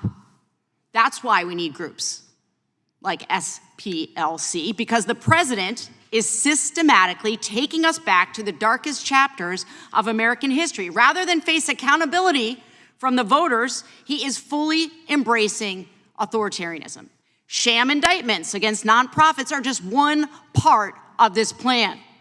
President Trump, his captured Supreme Court, and Republicans in this very room have supported attacks on law firms involved in civil rights litigation, dismantling the federal civil rights offices, weaponizing the DOJ to baselessly attack the president's enemies, gutting the Voting Rights Act. This is an effort to criminalize dissent. We're witnessing an intentional effort to intimidate any institution who will stand up for our rights, the rights of Americans. It's an intentional effort to silence Black voices and to undo our multiracial democracy. And the majority claims that the SPLC manufactures hate. Here's the hard truth. There is no reason that the SPLC has to manufacture hate in this country, because the Trump era has supplied plenty of it. White supremacy, Christian nationalism, violence against women, right-wing extremism, and bigotry against the LGBTQ community is flourishing. And the president just set up a corrupt slush fund to pay people who took up arms against our own government. Right now, hate is being cultivated, rewarded, and reinforced by those in power. Ms. Wiley, thank you for being here. How do these attacks on SPLC, the Justice Department, and the civil rights of Black Americans civil rights enforcement affect the civil rights of Black Americans? Significantly. And I just want to share one story we haven't talked about, because the reality is Charles Morrell III, a Black man in Boston in 2022, was just walking down the street. The Patriot Front attacked him. The Patriot Front is listed on SPLC's heat map as a hate and extremist group. The importance of calling it out is so that Charles Murray III can walk down the street and be safe. And at a time when we're talking about schools and education and children and what happens within them, we see a broadside attack on even teaching history of slavery, history of the civil rights movement that took permission away from hate and extremism and said, this country, no matter your viewpoint, no matter your religion, no matter who you vote for, and no matter what you believe, is your country. That matters for all of us, and I say every American should be concerned, no matter who you are, if we whitewash hate. I couldn't agree more, because we see every day when we turn on the news and we watch this president at press conferences, the bigotry and the hatred is coming from the top. It's a strategy. It's an electoral strategy, but it's also a cultural one. The way President Trump has routinely insulted and demeaned women and people of color has permeated this country. When he casually calls women reporters piggy and stupid and mouths the word bitch at a Black reporter. When he calls Haiti and African countries shithole nations. When he repeatedly and relentlessly spreads falsehoods about President Obama's birth certificate. It spreads the hate. As a former history teacher, I know there's going to be a reckoning. There will. And our children and our grandchildren will ask us where we stood, what we said, what we did when we had these microphones, when we had these platforms. They will ask us if we bowed down to a tyrant, to a bigot, to a man who spreads hate through his social media posts, through his appearances at press conferences. They will ask us this. And I will tell you, I know where I am. I'm standing with the people, and I'm standing with the Constitution. I yield back. Gentleman yields back. The gentleman from South Carolina is recognized. Thank you, Mr. Chairman. Hey, guys, I have a great idea. 2016, we raised $51 million. That's really good. But I think we can do better, right? I think we can do just a little bit better if we just invest in the same thing that we're perpetuating, if we perpetuate the same thing that we're fighting against. So let's take, Mr. O'Neill, $3 million. Does that sound about right? If we take that little bit of money and send it to informants in white nationalist groups, I think we can I think we can double our money. Does that sound like a good business model? I have a deal for you. I think it's only 270 to that particular Charlottesville informant. Right. So let's. I think that's a good investment, don't you? I think if a year from now, $270,000, and then a year from now in 2017, I think we'll see the fruits of our labor. Is that kind of what happened? According to the indictment, and I do need to preface according to the indictment because I haven't seen the underlying evidence, and of course this will work out in court. But according to the indictment, that's exactly what happened. So we take this organization, the Southern Poverty Law Center, that has had, I'd say, tremendous success decades ago in eliminating racism in our country, in fixing laws, and seeing really a societal change in the way that we approach race and the way that we deal with race. And they were doing pretty good in 2016, and even before. But isn't that just crazy? I mean, Ms. Hageman talked about this a second ago, but we're perpetuating the problem and funding the problem that we're eliminating, right? I mean, this is a division for dollars racket. Is that a fair characterization, at least according to the indictment? Well, and that's why I wrote this book in 2020, years before the indictment, because I saw it when they put good people like Tony Perkins' organization, Family Research Council, on the hate map. I've been screaming from the rooftops about this for years. So when the indictment comes out, I say, yeah, that makes a lot of sense to me. And I want to set a few, if you don't mind, I want to set a few things straight. The Southern Poverty Law Center wasn't founded until 1971. A lot of people in this room have been saying that it's a civil rights organization started in the middle of the civil rights movement. It was started toward the end of it. They were almost ambulance chasing. I mean, and forgive me on this, but when they sued the Klan, their own lawyers said that suing the Klan was like shooting fish in a barrel. And their own lawyers quit because they said Morris Dees was so focused on suing the Klan to make money by going to donors because he knew donors cared about this, that they were drifting away from their original mission, which, by the way, wasn't fighting white supremacy, but was representing poor people in the South with legal representation, which is a noble mission, and I pray to God that they turn every effort that they have demonizing conservatives toward that effort, because that effort is noble. And by the way, groups on the hate map, good conservative groups that provide legal representation to people who can't afford it, are demonized by the SPLC for doing exactly what the SPLC was founded to do. Mr. Perkins, real quick, if the SPLC puts on their hate map a neo-Nazi group, that's kind of their mission, right? There's no objection to that, probably not. The transparency, I think, actually helps to eliminate groups like that. Would you agree? Yes. So you're on the same list as a neo-Nazi group, and that's not really a fair characterization, is it? No. And Moms for Liberty, too. I mean, their only crime, I think, is being involved in their child's education, right? Right, being moms. Being moms. Yeah. So what they That's need... apparently a white supremacist thing, right? Like, I don't understand this logic, but we are taking an entity and using an idea that we're going to go grow our influence. In the Biden administration, in government, they're going to meet with us on a quarterly basis.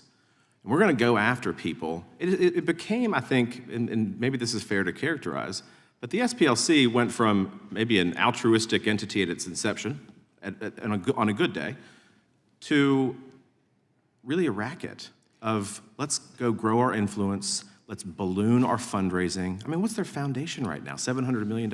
Is it fair to characterize the mission creep of the SPLC in that way, sir? Congressman Fry, it's more insidious than that. They needed the white supremacist group so that they could marginalize and demonize moms and groups that adhere to biblical teaching. They needed those groups. That's why they're propping them up. This was not about money. This was about, Charlottesville was about coalescing corporations behind their initiative to marginalize and demonize conservatives so the left could march forward. It's much more insidious than what, this is like Al Capone. Does anybody believe that it was just tax evasion? Come on, he was a criminal. He killed, he murdered. And you use that to justify your existence. That, Mr. Chairman, I yield back. Gentleman yields back. Gentleman from Florida, which are we going? No, I was just going to note they were 36 seconds over, and I think Ms. Crockett needs to catch an airplane, so she could go first. Gentleman from Texas, then we'll come to the gentleman from Florida. Well. It is so hard to sit here and listen to this. That's one reason I watched the majority of this and didn't actually sit in this room, because I'm sure my faces would have told everything that I was thinking. Is there anyone that finds it odd? Well, can we start here? I'm gonna start with the entire panel. Are the Proud Boys a white supremacist organization, yes or no? Starting with Ms. Wiley. It is my view they are. It depends on how you define it. I have a book. Okay, never mind. It depends on how you define it. define it. It's a yes or no. Proud Boys, how they define themselves. Are they white supremacists, yes or no? I have not read a description of how they define themselves. Okay, that's fine. I'm not on their mailing list, I don't know. So are you only on the mailing list of? I'm not like the SPLC, I or- don't fund organizations that I'm Oh, it just seemed like you were saying because you haven't received their mail, you only receive the mail of white supremacists. But go ahead, last witness. No, they're not white supremacists. And you know what? I do believe that y'all believe that. Let's try another one. Neo-Nazis, Miss Wiley. Well, yes. Nazis is in their name. Neo-Nazis, Dr. Swain. Is the question still about the Proud Boys, or is it about the Neo-Nazis. Neo-Nazi- We have moved on. Neo-Nazis. Neo-Nazis are hate groups, and I have a book, 2002. Okay, thank you so much. About So we're hate gonna- groups so- that I suggest that you all read. I'm reclaiming It's a my long time. book. I'm reclaiming my time. Neo-Nazis. Are they white supremacists? Neo-Nazis, are they white supremacists? Yes or no? What's that? Yes or They're no? certainly anti-Semitic, which I would join with any member of the Democratic Party. Mr. Nadler earlier was talking about standing up Okay, for the Jewish reclaiming my time. Be happy Next. to do that. Yes, they're white supremacists. Woo, thank God. Jesus Christ, I didn't think we were going to get there. Oh my gosh, let me be clear. Proud Boys are freaking white supremacists. Neo-Nazis are too. And this president, who loves to coddle white supremacists, has decided that they should be given checks. The reasons that I pointed to those particular organizations is because you can go and read, I don't know how many articles, as Dr. Swain wants people to read up. I'm going to be clear. I've read my fair share of books. I do have my fair share of degrees. It is clear that neo-Nazis as well as Proud Boys joined in on January 6th. Yet this slush fund that they keep talking about is specifically to give them money. So how dare this majority sit here and try to lecture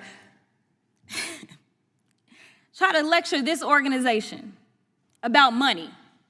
Now, we're not talking about tax-paying dollars as we are in that slush fund.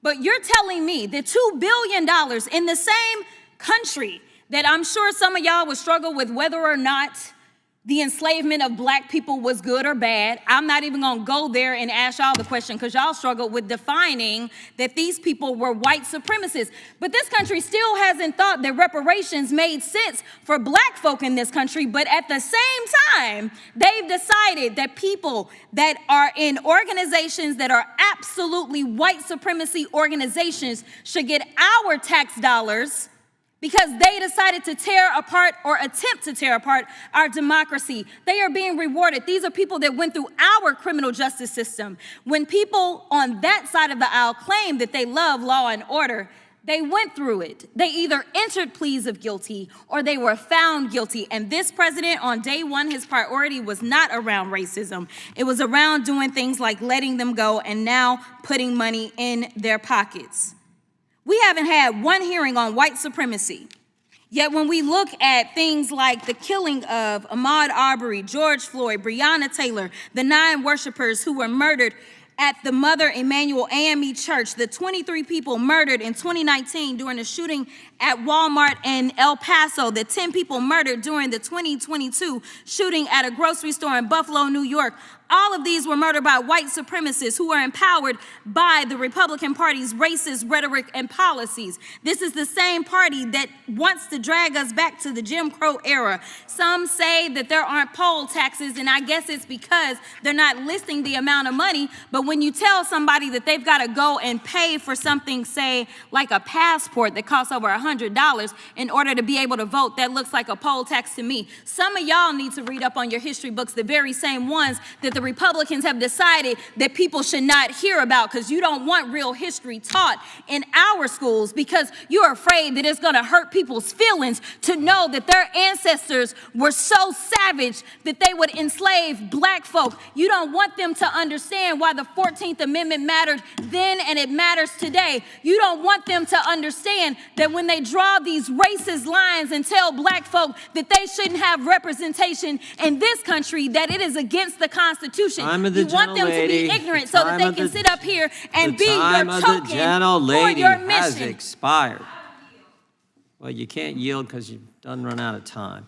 But it looks like the ranking member wants to make a unanimous consent request. Mr. Chairman, thank you. Walmart gunman attacked El Paso because that's what his president was telling him his defense attorney says. I'd like to introduce that for the record. Without objection. Democrats talked about a slush fund. I would just point out, was it a slush fund when Peter Strzok got $1.2 million from the Garland Justice Department?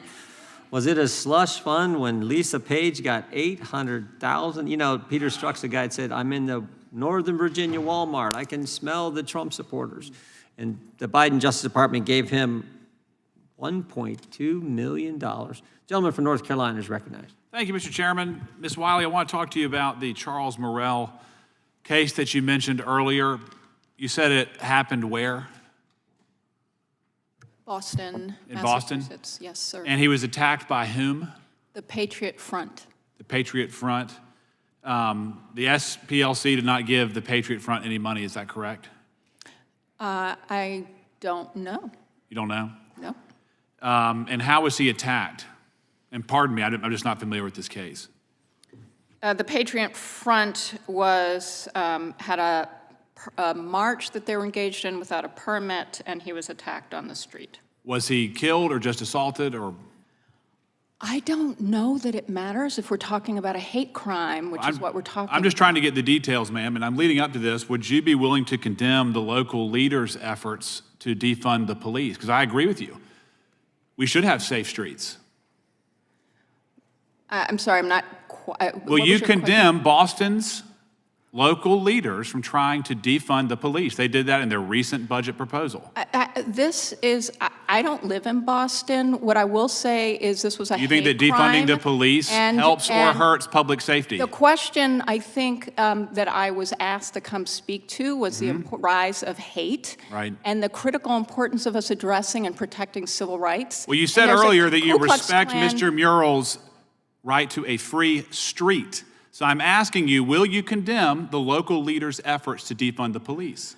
I will not make any comment about local decisions. What about Mayor Wu's policy of offering sanctuary to people here illegally, regardless of their criminal history? Will you condemn that? No. So it seems like your qualification on public safety is very limited, correct? No, I'm just I think here. it is. I think it is. I'm just here on a hate crime. Well, let's talk about the hate crimes. In terms of the neo-Nazis, I actually agree with just about every word that Jerry Nadler said. I'm working on a bill to promote safe places of worship, increase penalties for attacks on worshipers, and neo-Nazism is certainly on the rise. You would agree with that? I would.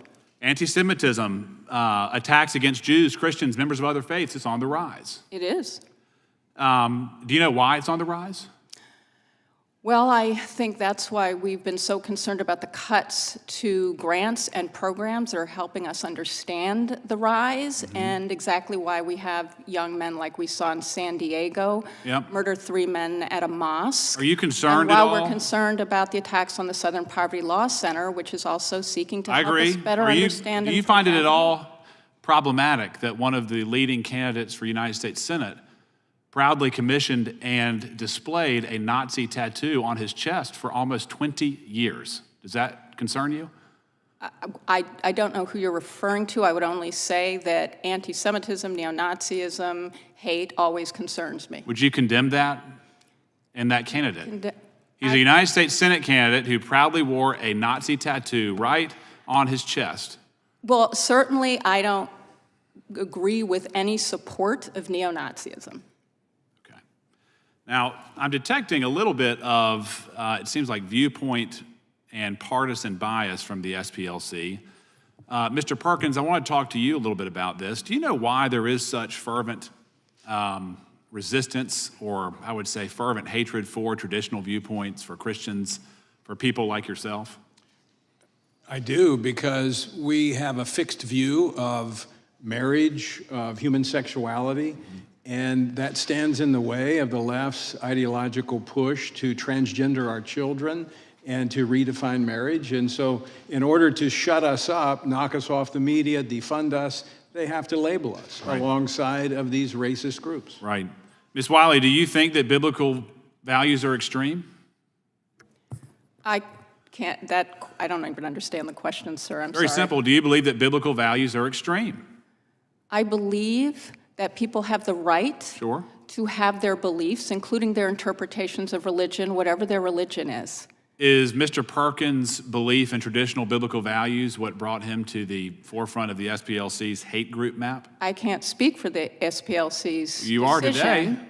I am here to speak about hate and bias, and Do what you I think am that here to belief say in biblical is values promotes hate and bias? that is way too broad a question Well, to I'm answer. asking 'cause- What I'm very clear on is that we have a constitution that protects First Amendment rights, including freedom of religion.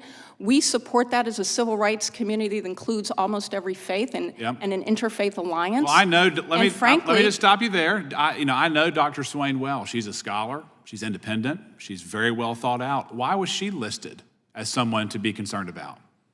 I'm here because we're talking about hate. I do not engage in the Is she a hateful designations. person? I don't know her. You're on behalf of the SPLC. I'm on behalf of civil rights, the Leadership Conference. Is she on Civil and anti-civil Human rights? I don't know her. Well, I'm over my time, Mr. Chairman. Mr. Chairman, could we just clarify Ms. Wiley's organizational identification? I think there's some confusion here. I am the president and CEO of the Leadership Conference on Civil and Human Rights, which is the nation's oldest and largest civil rights coalition of almost 250 national organizations. Gentleman from Florida is recognized. Thank you, Mr. Chairman. I want to go back really quick to the questioning by Ms. Crockett, just because I thought it was actually an easy line of questioning, and I want to give everyone an opportunity just to clarify.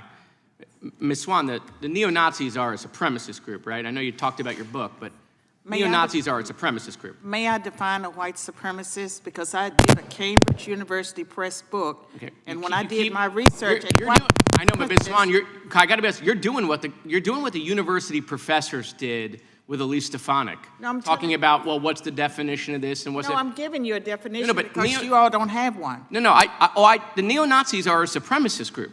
They believe they're supreme, right? That's why they wanted to put people in camps that they believed were not pure. Neo-Nazis are a supremacist group, right? I mean, this is not a trick question, Ms. Swan. I'm not trying to trip you up in the fact that you're... I would like to define a white supremacist, and when I did my research, it was white people who believed that because of their race, they were superior to other groups. But the left redefined white supremacists so that it could include any white person in this room, Ms. Swan, including hold you on. all. That's a wonderful speech and a filibuster. No, it's true. Are neo-Nazis supremacists? It depends on which ones. They're individuals. No, I didn't ask you which ones. Some of them are plain old neo-Nazi. Ms. Swan, listen, I'm not reading your book if you literally can't answer this question. Are neo-Nazis supremacists? They're individuals. Some are, and some may be just plain old anti-Semites. No. Neo-Nazis are anti-Semites, okay? We're going to agree there. Right, okay. But they're also supremacists, Ms. Swan. Okay, if you agree. No. You don't have to take my word for it. Right, like they are. That's the whole reason they exist. But you because all don't they believe seem to, they are supreme. You all don't seem to understand that a white Who's they all? supremacist I'm not a until you neo-Nazi. define- Who's they all? I'm a regular person asking another regular person if we can agree that neo-Nazis are supremacists. I will agree with you. Okay, I don't want you to be forced into it. I would agree with you, but I suggest you all take the time and read my Cambridge University Press book Listen, that was nominated for a Ms. Swan, Pulitzer listen, Prize. Dr. Swan, I can promise you there's no freaking way I'm buying your book. When it took 2 minutes for you to look at me and had to convince you that neo-Nazi, listen. Because I don't like the talking points. The leftist This is not a talking point. This is 100 years of history. Watch this. I'm going to show you how easy it is. Mr. Perkins, are neo-Nazis supremacists? They are supremacists. Thank you, sir. Mr. O'Neill? Yes. Okay. Dr. Swan, that wasn't a trick question for them. I wasn't trying to trip them up. I wasn't using DNC talking points. This is part of the problem. And I didn't even want to do this, quite frankly, because I'm not interested in making this stuff political. Right? I got Democratic candidates in Texas coming out yesterday and saying that Jews belong in concentration camps again.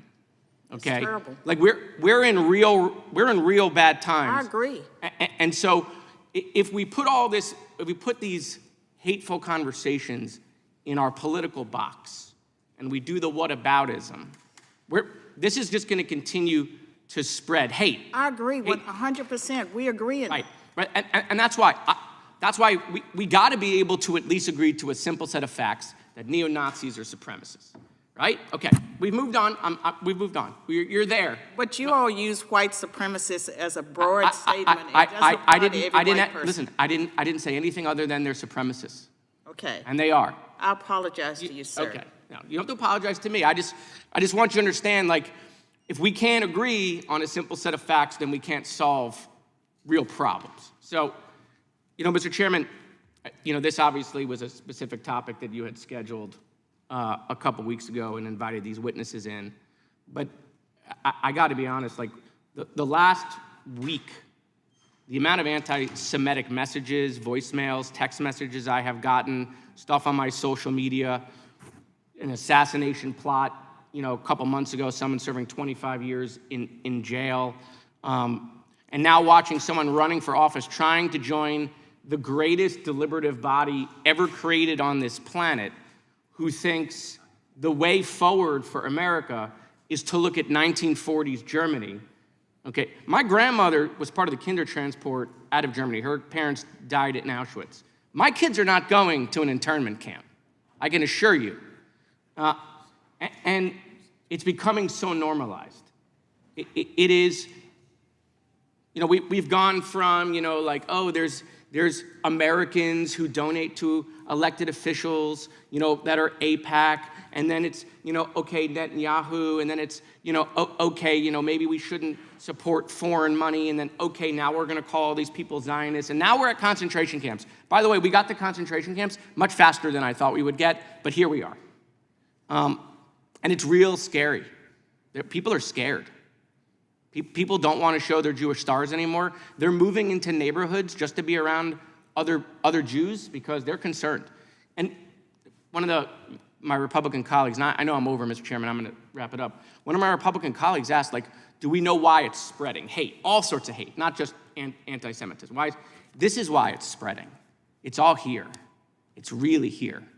Go poll young kids versus seniors. It's a dramatic difference in the amount of hate young kids have versus seniors. This is the difference. You're seeing it in voting patterns. You're seeing it in belief systems. We've let foreign governments and bots just totally weaponize this. No countries can beat us militarily. We're stronger than everyone combined. But they are gotten us fighting amongst ourselves, dividing us at each other's throats. So if you ask me why things are so bad, just spend a couple minutes, go to my Twitter, go look at some happy things, like a happy Veterans Day or happy Memorial Day that I posted, and look at the hate I get.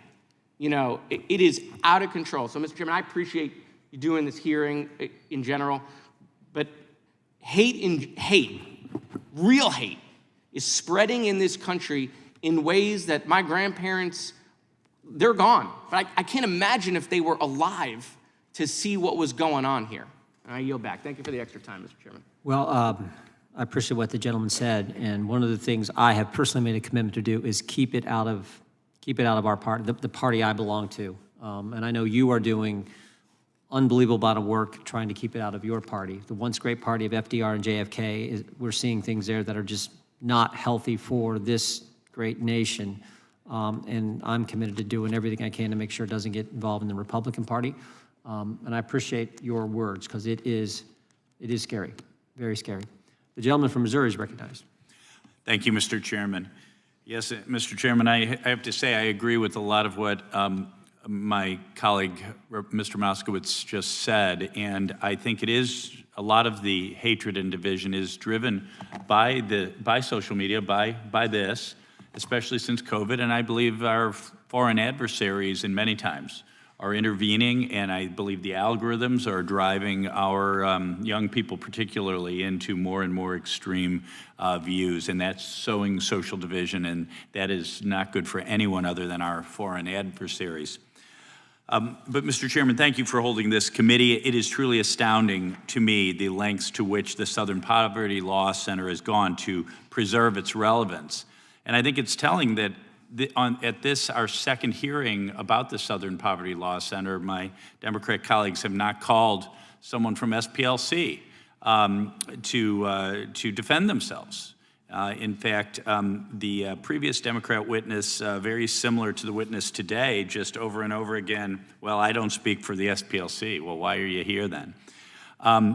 Look, an organization that was ostensibly committed to advancing civil rights should strive to make its own intervention less necessary by encouraging productive dialogue and fostering equal treatment under the law, rather than continually framing disagreements through the lens of racial animosity. If the SPLC were serious about dismantling hate, it would not be funding it, nor would it be engaging in conduct that promotes division for institutional or political gain. Mr. O'Neill, is it a common practice? You've written a lot about nonprofit organizations or NGOs. Is it a common practice for NGOs to channel money through intermediaries, entities in ways that obscure the ultimate recipient or purpose of those funds?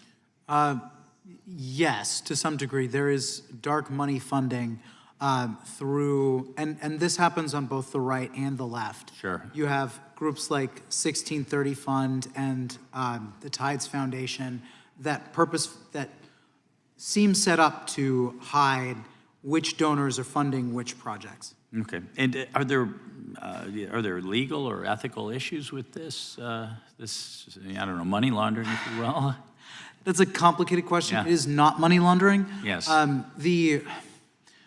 There is a very important First Amendment right established and upheld through NAACP v. Alabama and most recently AFP v. Bonta that Americans have the right to give to causes they believe in. Yeah.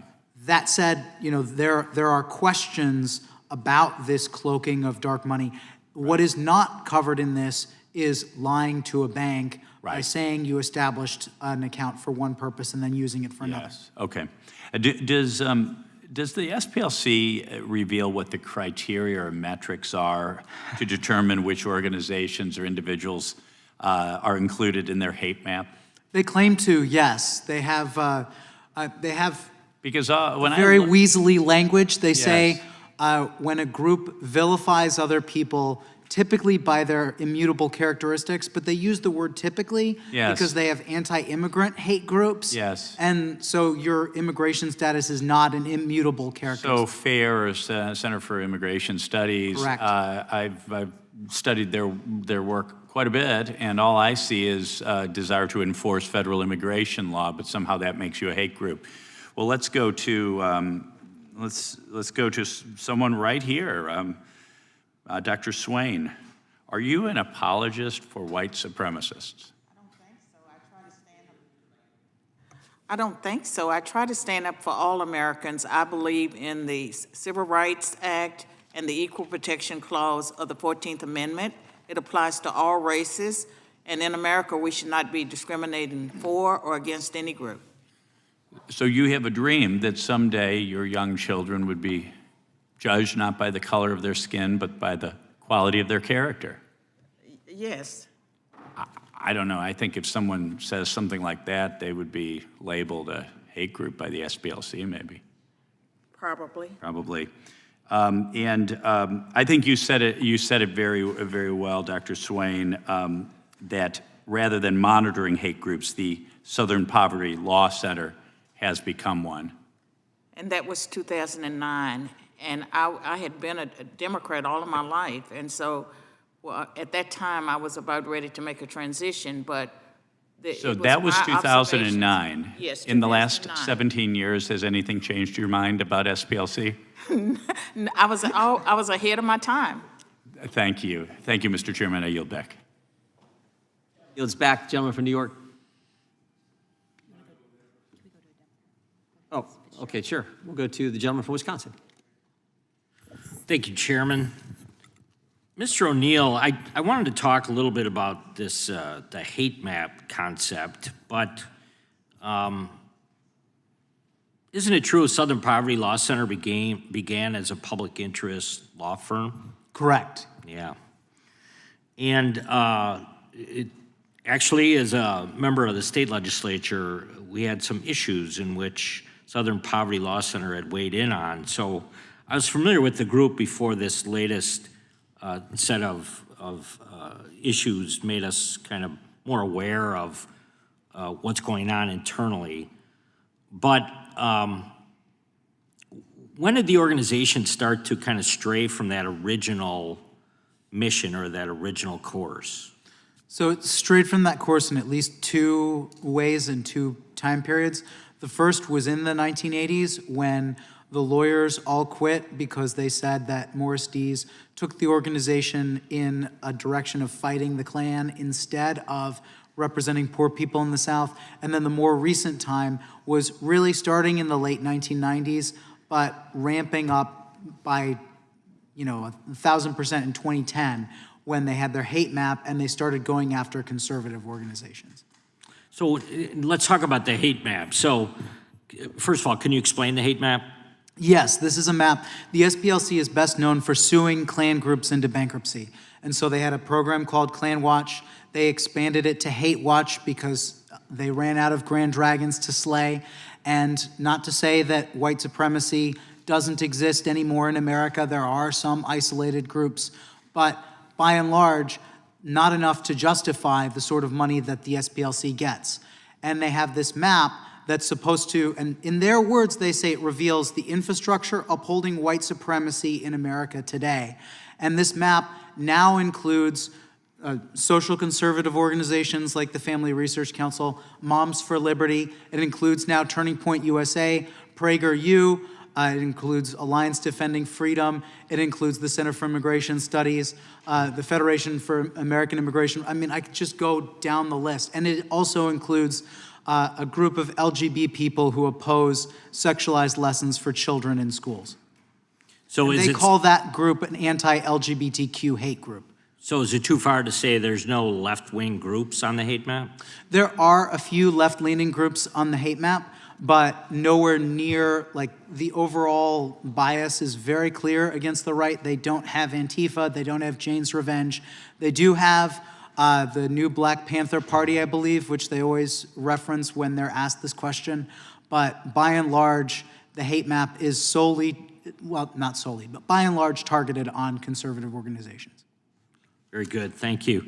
Mr. Perkins, do you think the Southern Poverty Law Center is intentionally trying to draw a distinction between you and these kind of legitimate hate groups? Do you think they're trying to maybe They're trying to conflate mold them? Yeah. They use those organizations to marginalize and demean legitimate conservative Christian organizations. Do you think they're purposely diverting money from your organization and reducing your operations, or do you think that's a target? That was a part of their broader conspiracy with financial platforms and banks to debank us and other organizations to keep us from being able to get funds from donor-advised funds, yes. So they're trying to bankrupt conservative groups. Can I ask you further, did they have any success in that adventure? Yes, they did. Launched? Okay.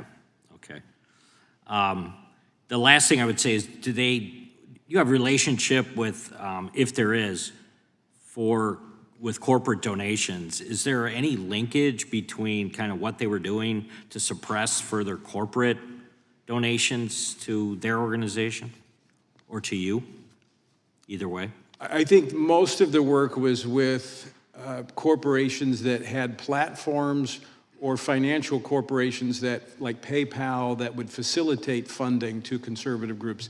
Most corporations were not giving to conservative groups directly, so they were intermediates. They were the vehicles through which people would donate to conservative organizations. Yeah, so it wasn't about the ideology of the corporation. It was more about how they facilitated the actual movement of funds. Well, I would say some of them willingly went along. Others were pressured by the SPLC using their government connections. And I think some in the tech world have suggested that there were threats about regulators, like in the banking industry. Yeah. So I think they use threats and bullying tactics. Thank you very much. Chairman, I yield back.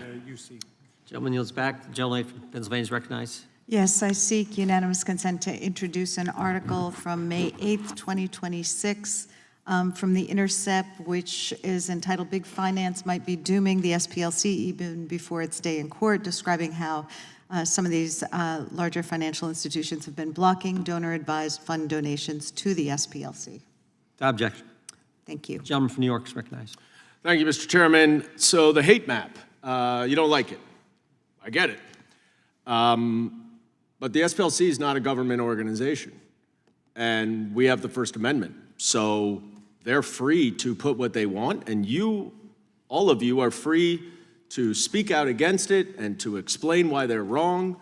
But as I think of my Republican colleagues, we believe in the First Amendment, except, I guess, when it's critical of far-right groups or conservative groups who support these Republicans.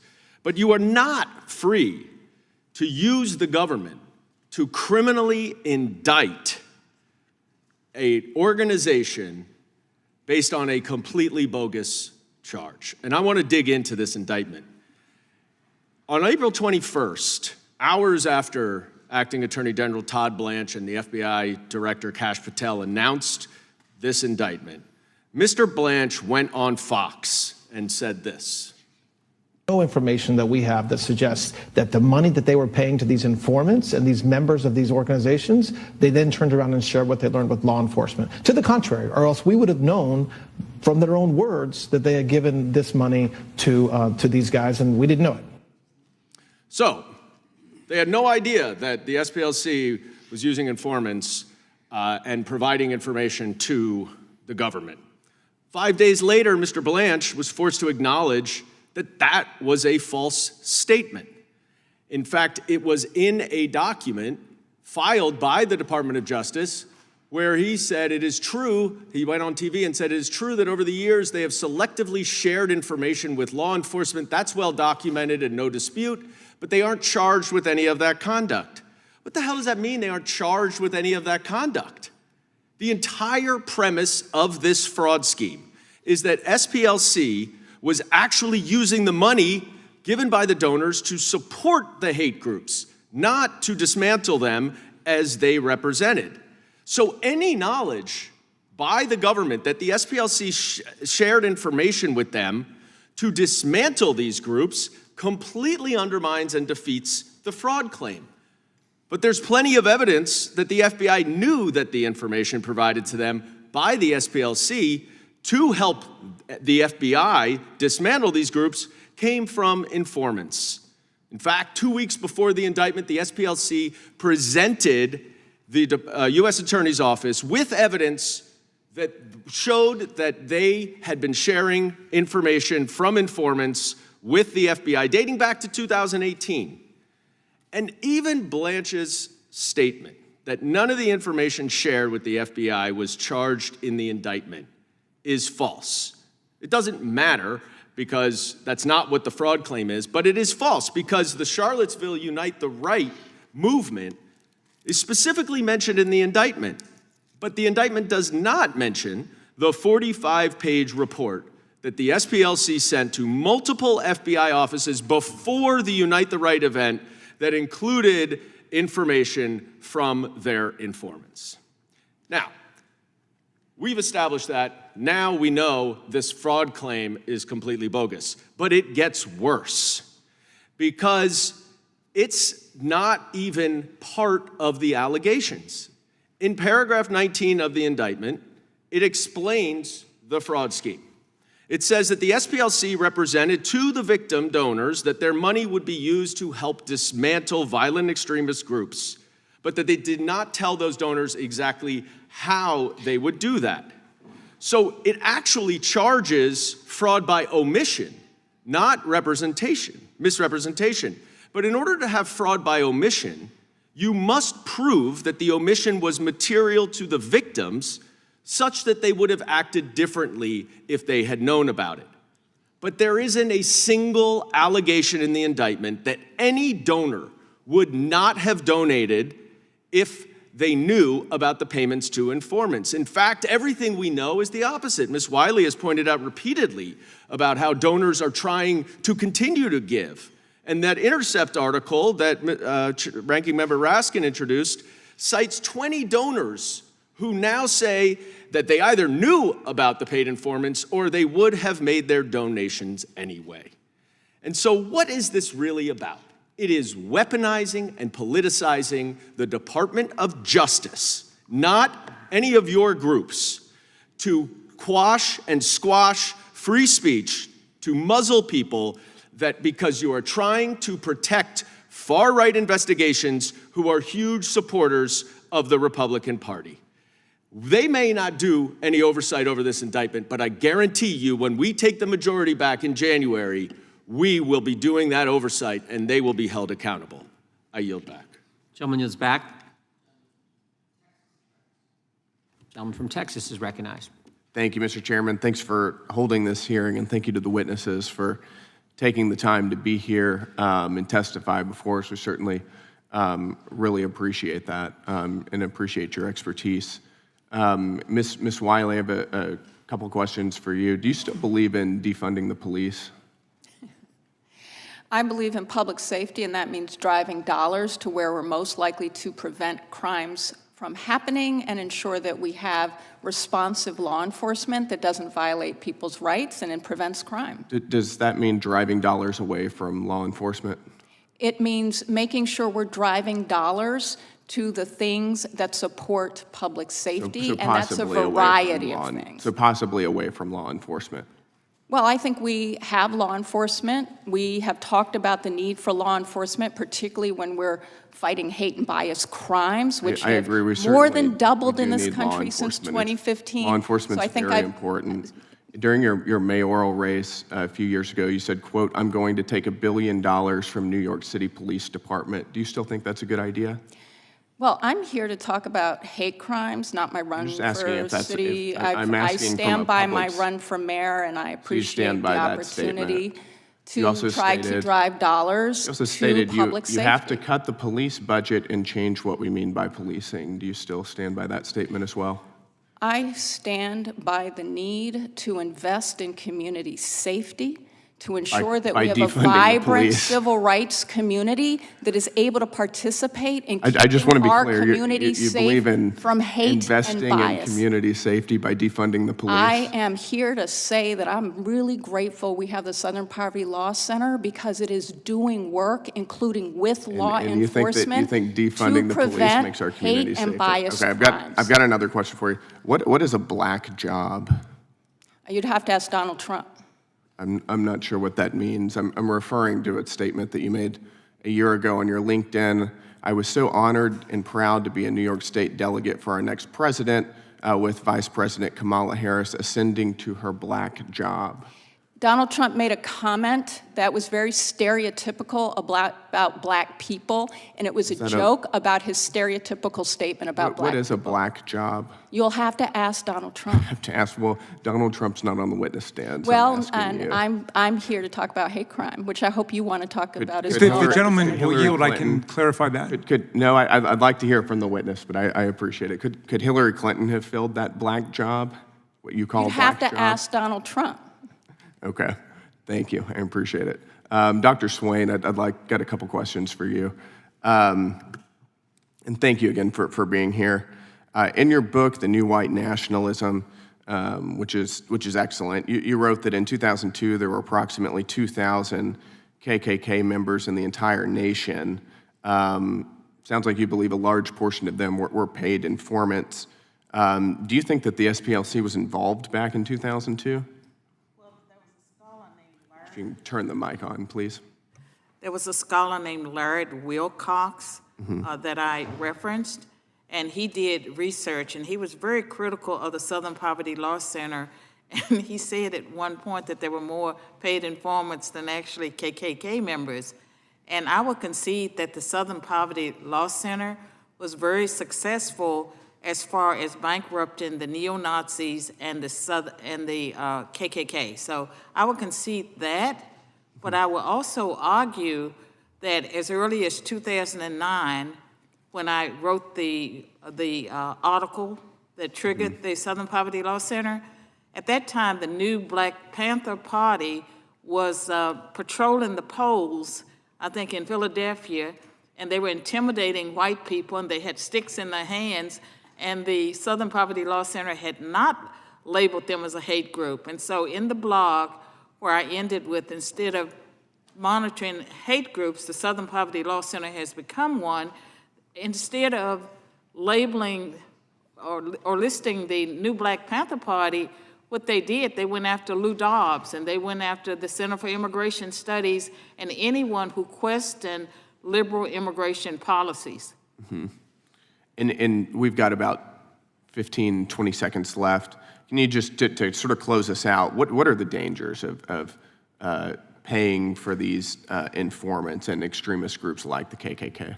You get biased information if you're paying people for information.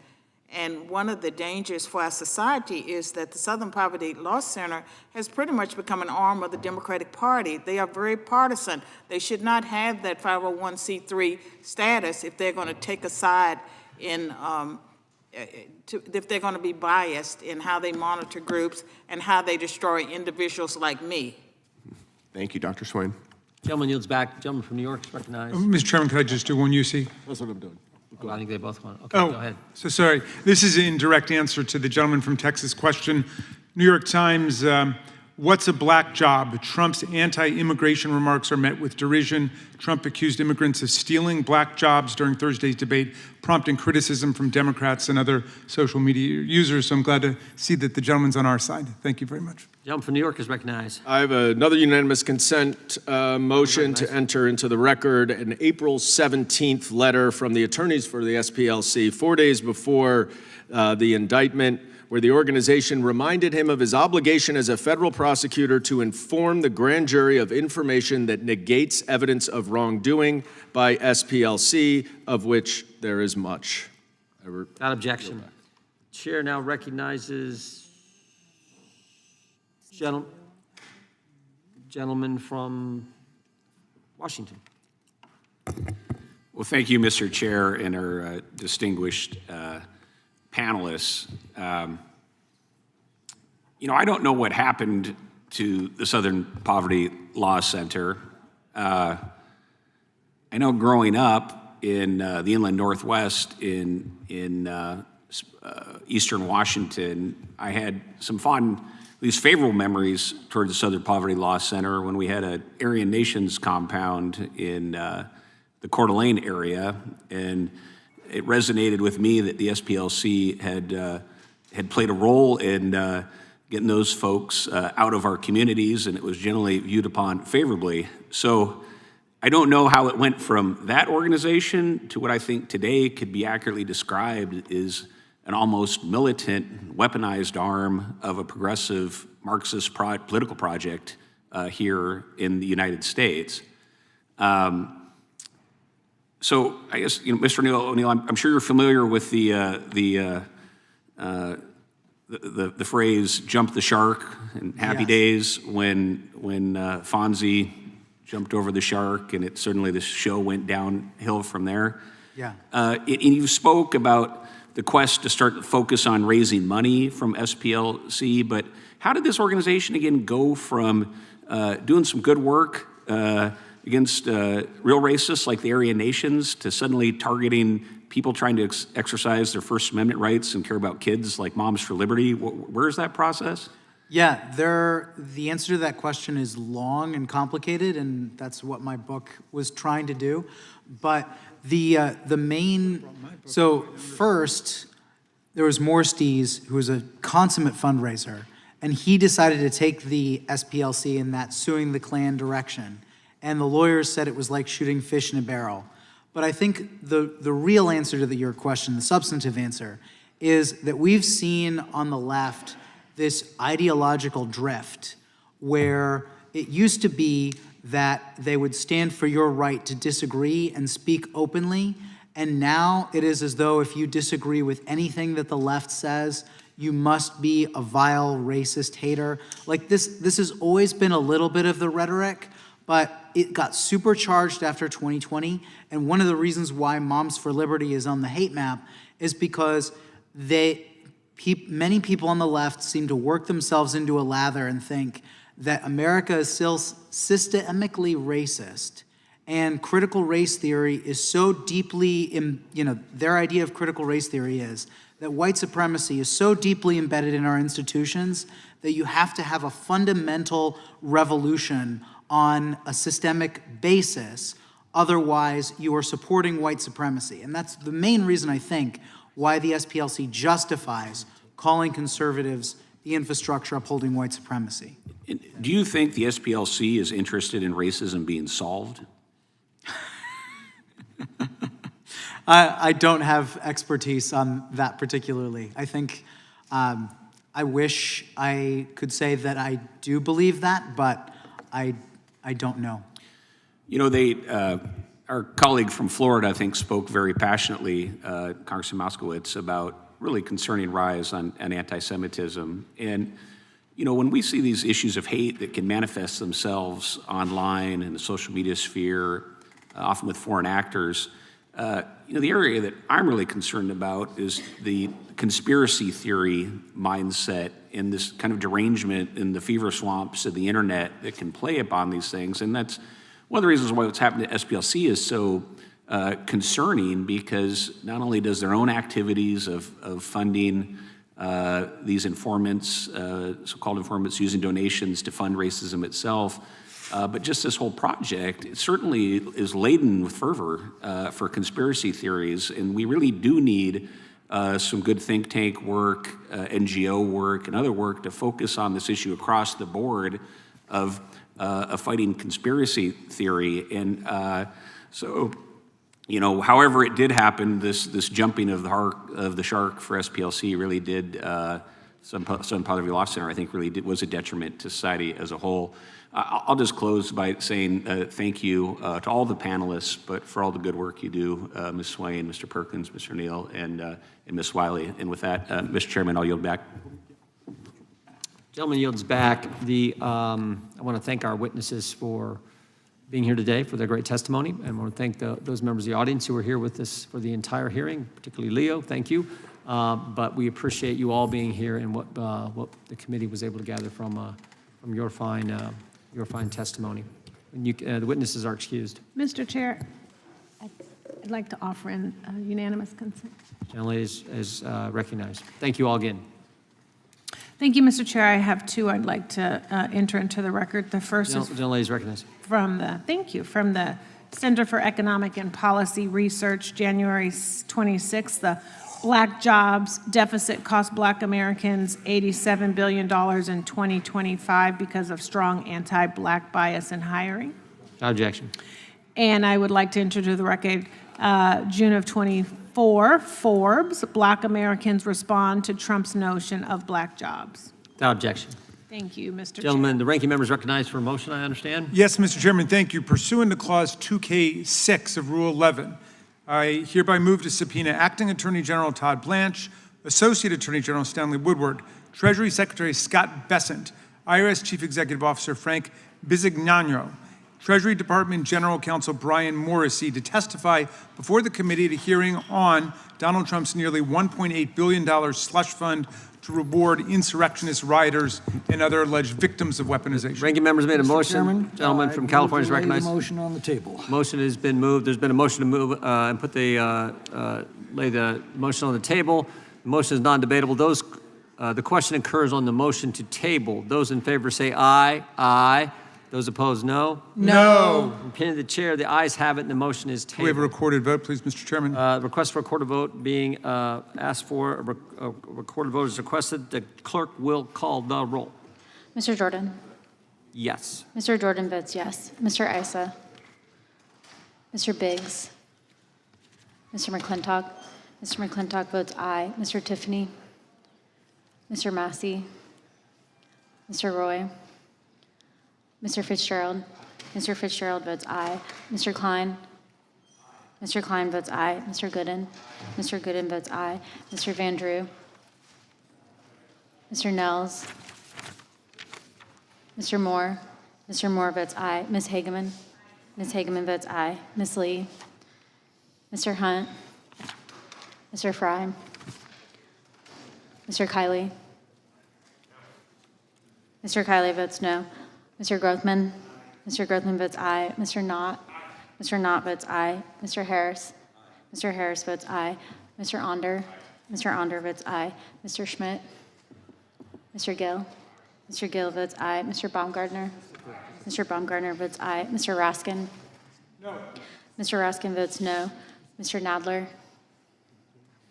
Ms. Lofgren? No. Ms. Lofgren votes no. Mr. Cohen? Mr. Johnson? Mr. Johnson votes no. Mr. Liu? Mr. Liu votes no. Ms. Jayapal? Ms. Jayapal votes no. Mr. Correa? Ms. Scanlon? No. Ms. Scanlon votes no. Mr. Neguse? Mr. Neguse votes no. Ms. McBath? Ms. Ross? Ms. Ross votes no. Ms. Ballant? Ms. Ballant votes no. Mr. Garcia? Ms. Kamlager-Dove? No. Ms. Kamlager-Dove votes no. Mr. Moskowitz? Mr. Goldman? Mr. Goldman votes no. Ms. Crockett?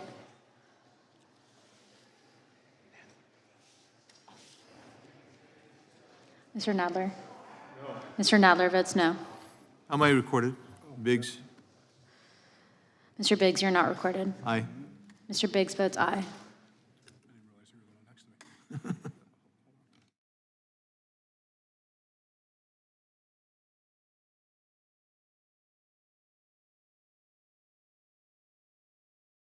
Ms. McBath?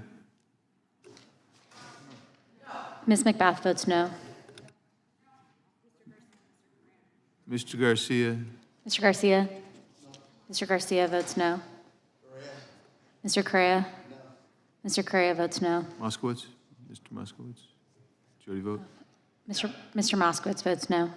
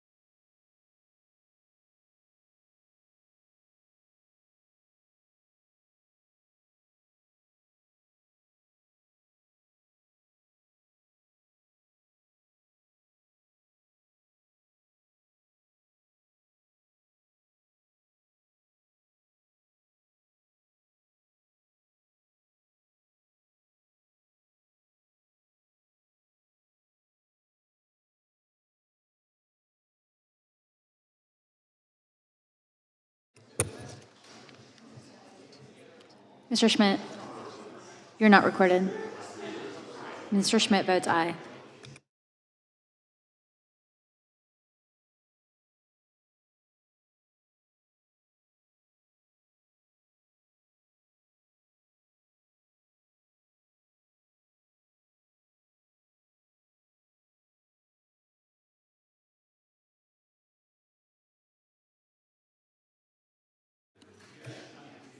Mr. Issa? Mr. Issa votes yes.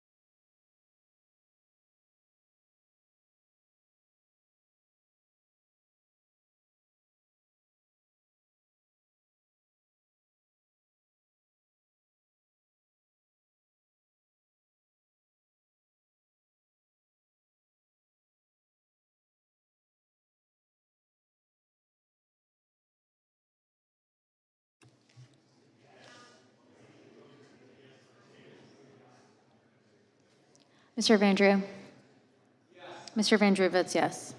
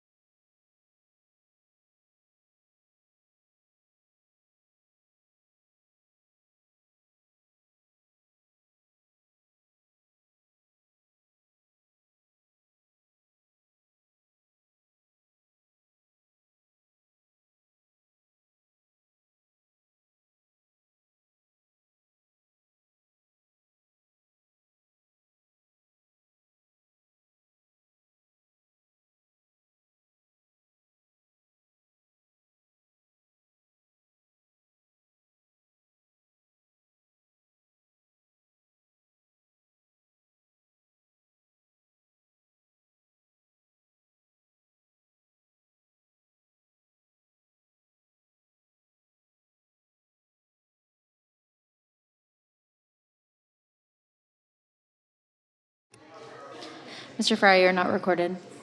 Mr. Fry votes aye.